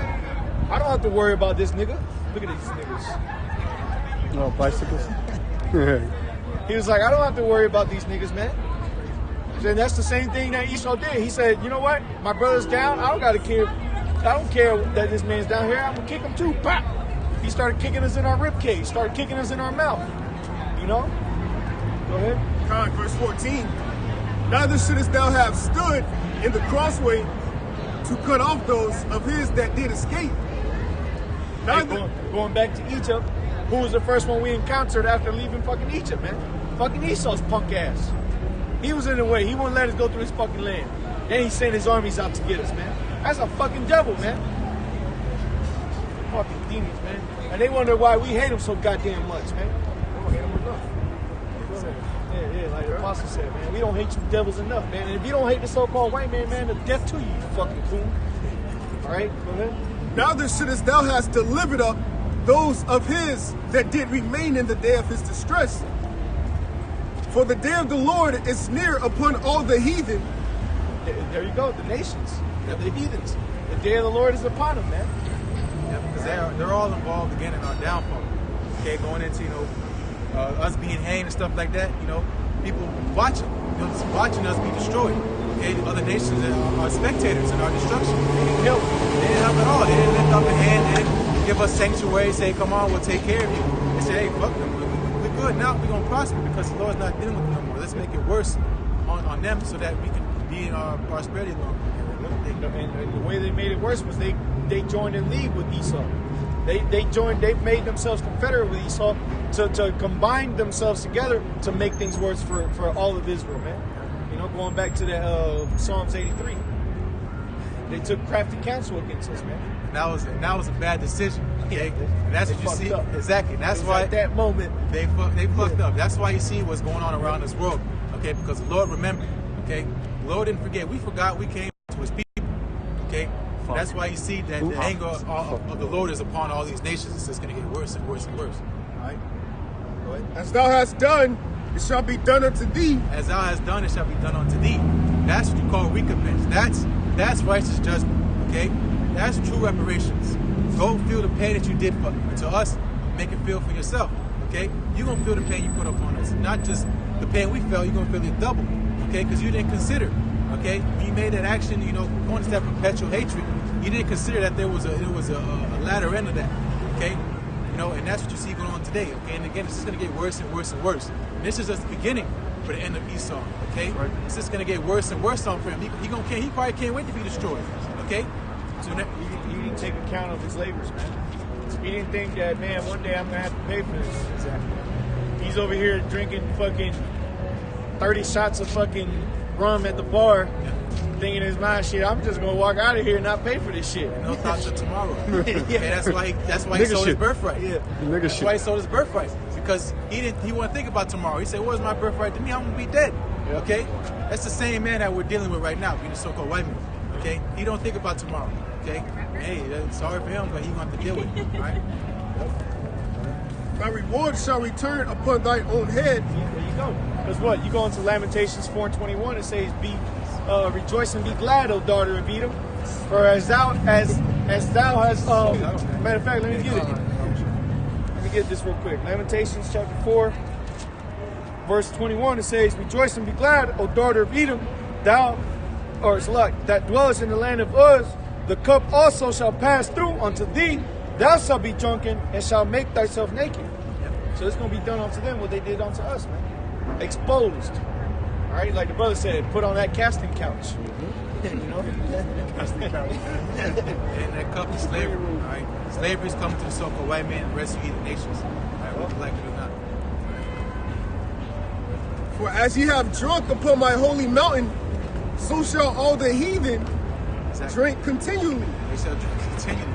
They're going to be continually under the rulership of the so-called Negro, Latino, Native Americans. It's not going to change. Okay? Once Esau's done away with, all right, these nations still going to be under subjection. We're not going to move on and say, oh, we're going to do everything now. We can move on.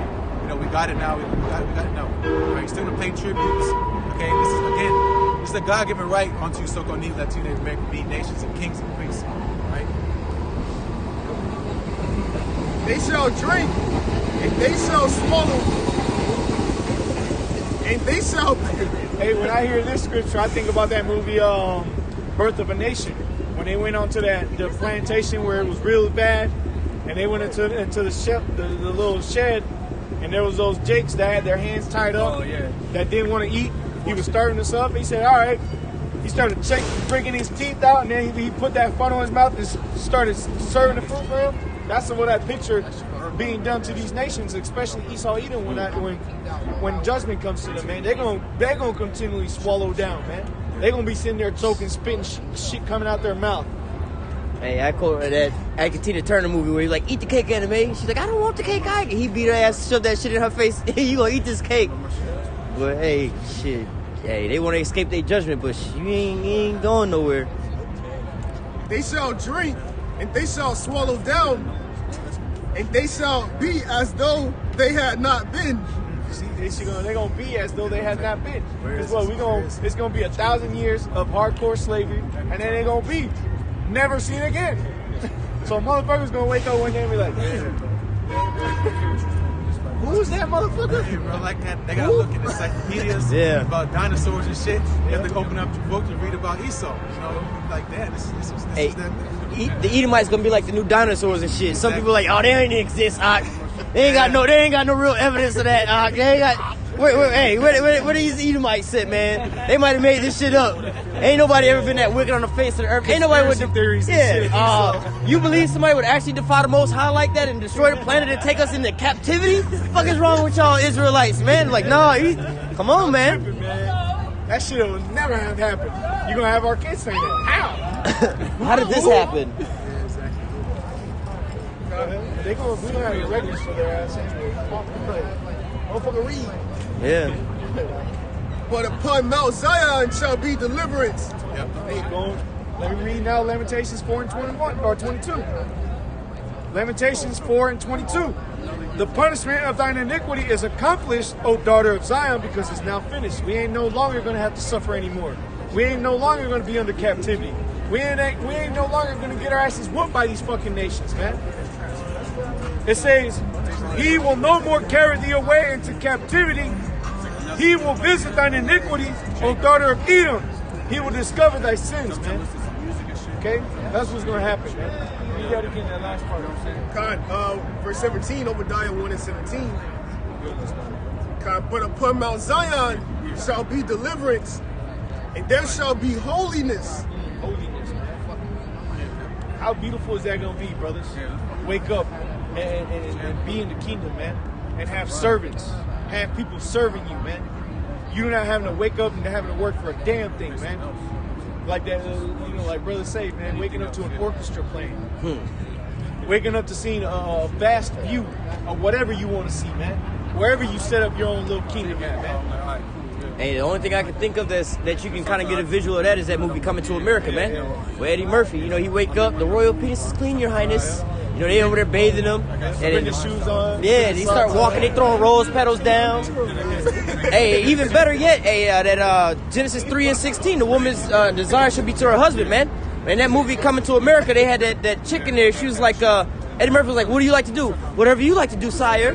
No, but what is it that you into? Whatever you're into, sire. Like, shit, man, that's the kingdom of heaven, man. You ain't gonna have to worry about, oh, man, my woman bugging out today or this and that going on. I gotta think about this, my kids running off. We gonna all be righteous, man. Waking up in a straight righteousness, man, forever. Ain't no more chasing the woman, too. That's another headache we gotta deal with. That's gonna be over on this side. They about to start chasing us. Isaiah coming out the People bathroom. trying to, chase her down, get her number, call her, text her, keep texting her. Hey, man, what's up? He's trying to get, nah, man, these women gonna be with you, man. That Isaiah 4:1, they gonna be on this side already chasing us, chasing that golden wedge of Ophir, boy. Trying to cash in. Yeah, come that power, they gonna have that power back in the kingdom, man. That glory, you know. We gonna have our glory back, man, as a man. You know? It says, and the house of Jacob shall possess their possessions. The house of Jacob shall possess their possessions, man. Right. Meaning what? What are we going to possess of Esau Edom? Because we've been reading about how everything's going to be destroyed of Esau Edom, right? What are we going to possess? We're going to possess their ass, man. What's the greatest resource on the planet Earth? Humans. Humans, man. They get everything else for you. Go ahead. Last verse 18, it says, in the house of Jacob. We'll read to 19. Oh, sorry. Obadiah. This is 118. This is that new police code. You know, they call 187. Cops call out 180. We got 187 talking about murder. This the 187 for Esau. Okay, it's a 118. Go ahead.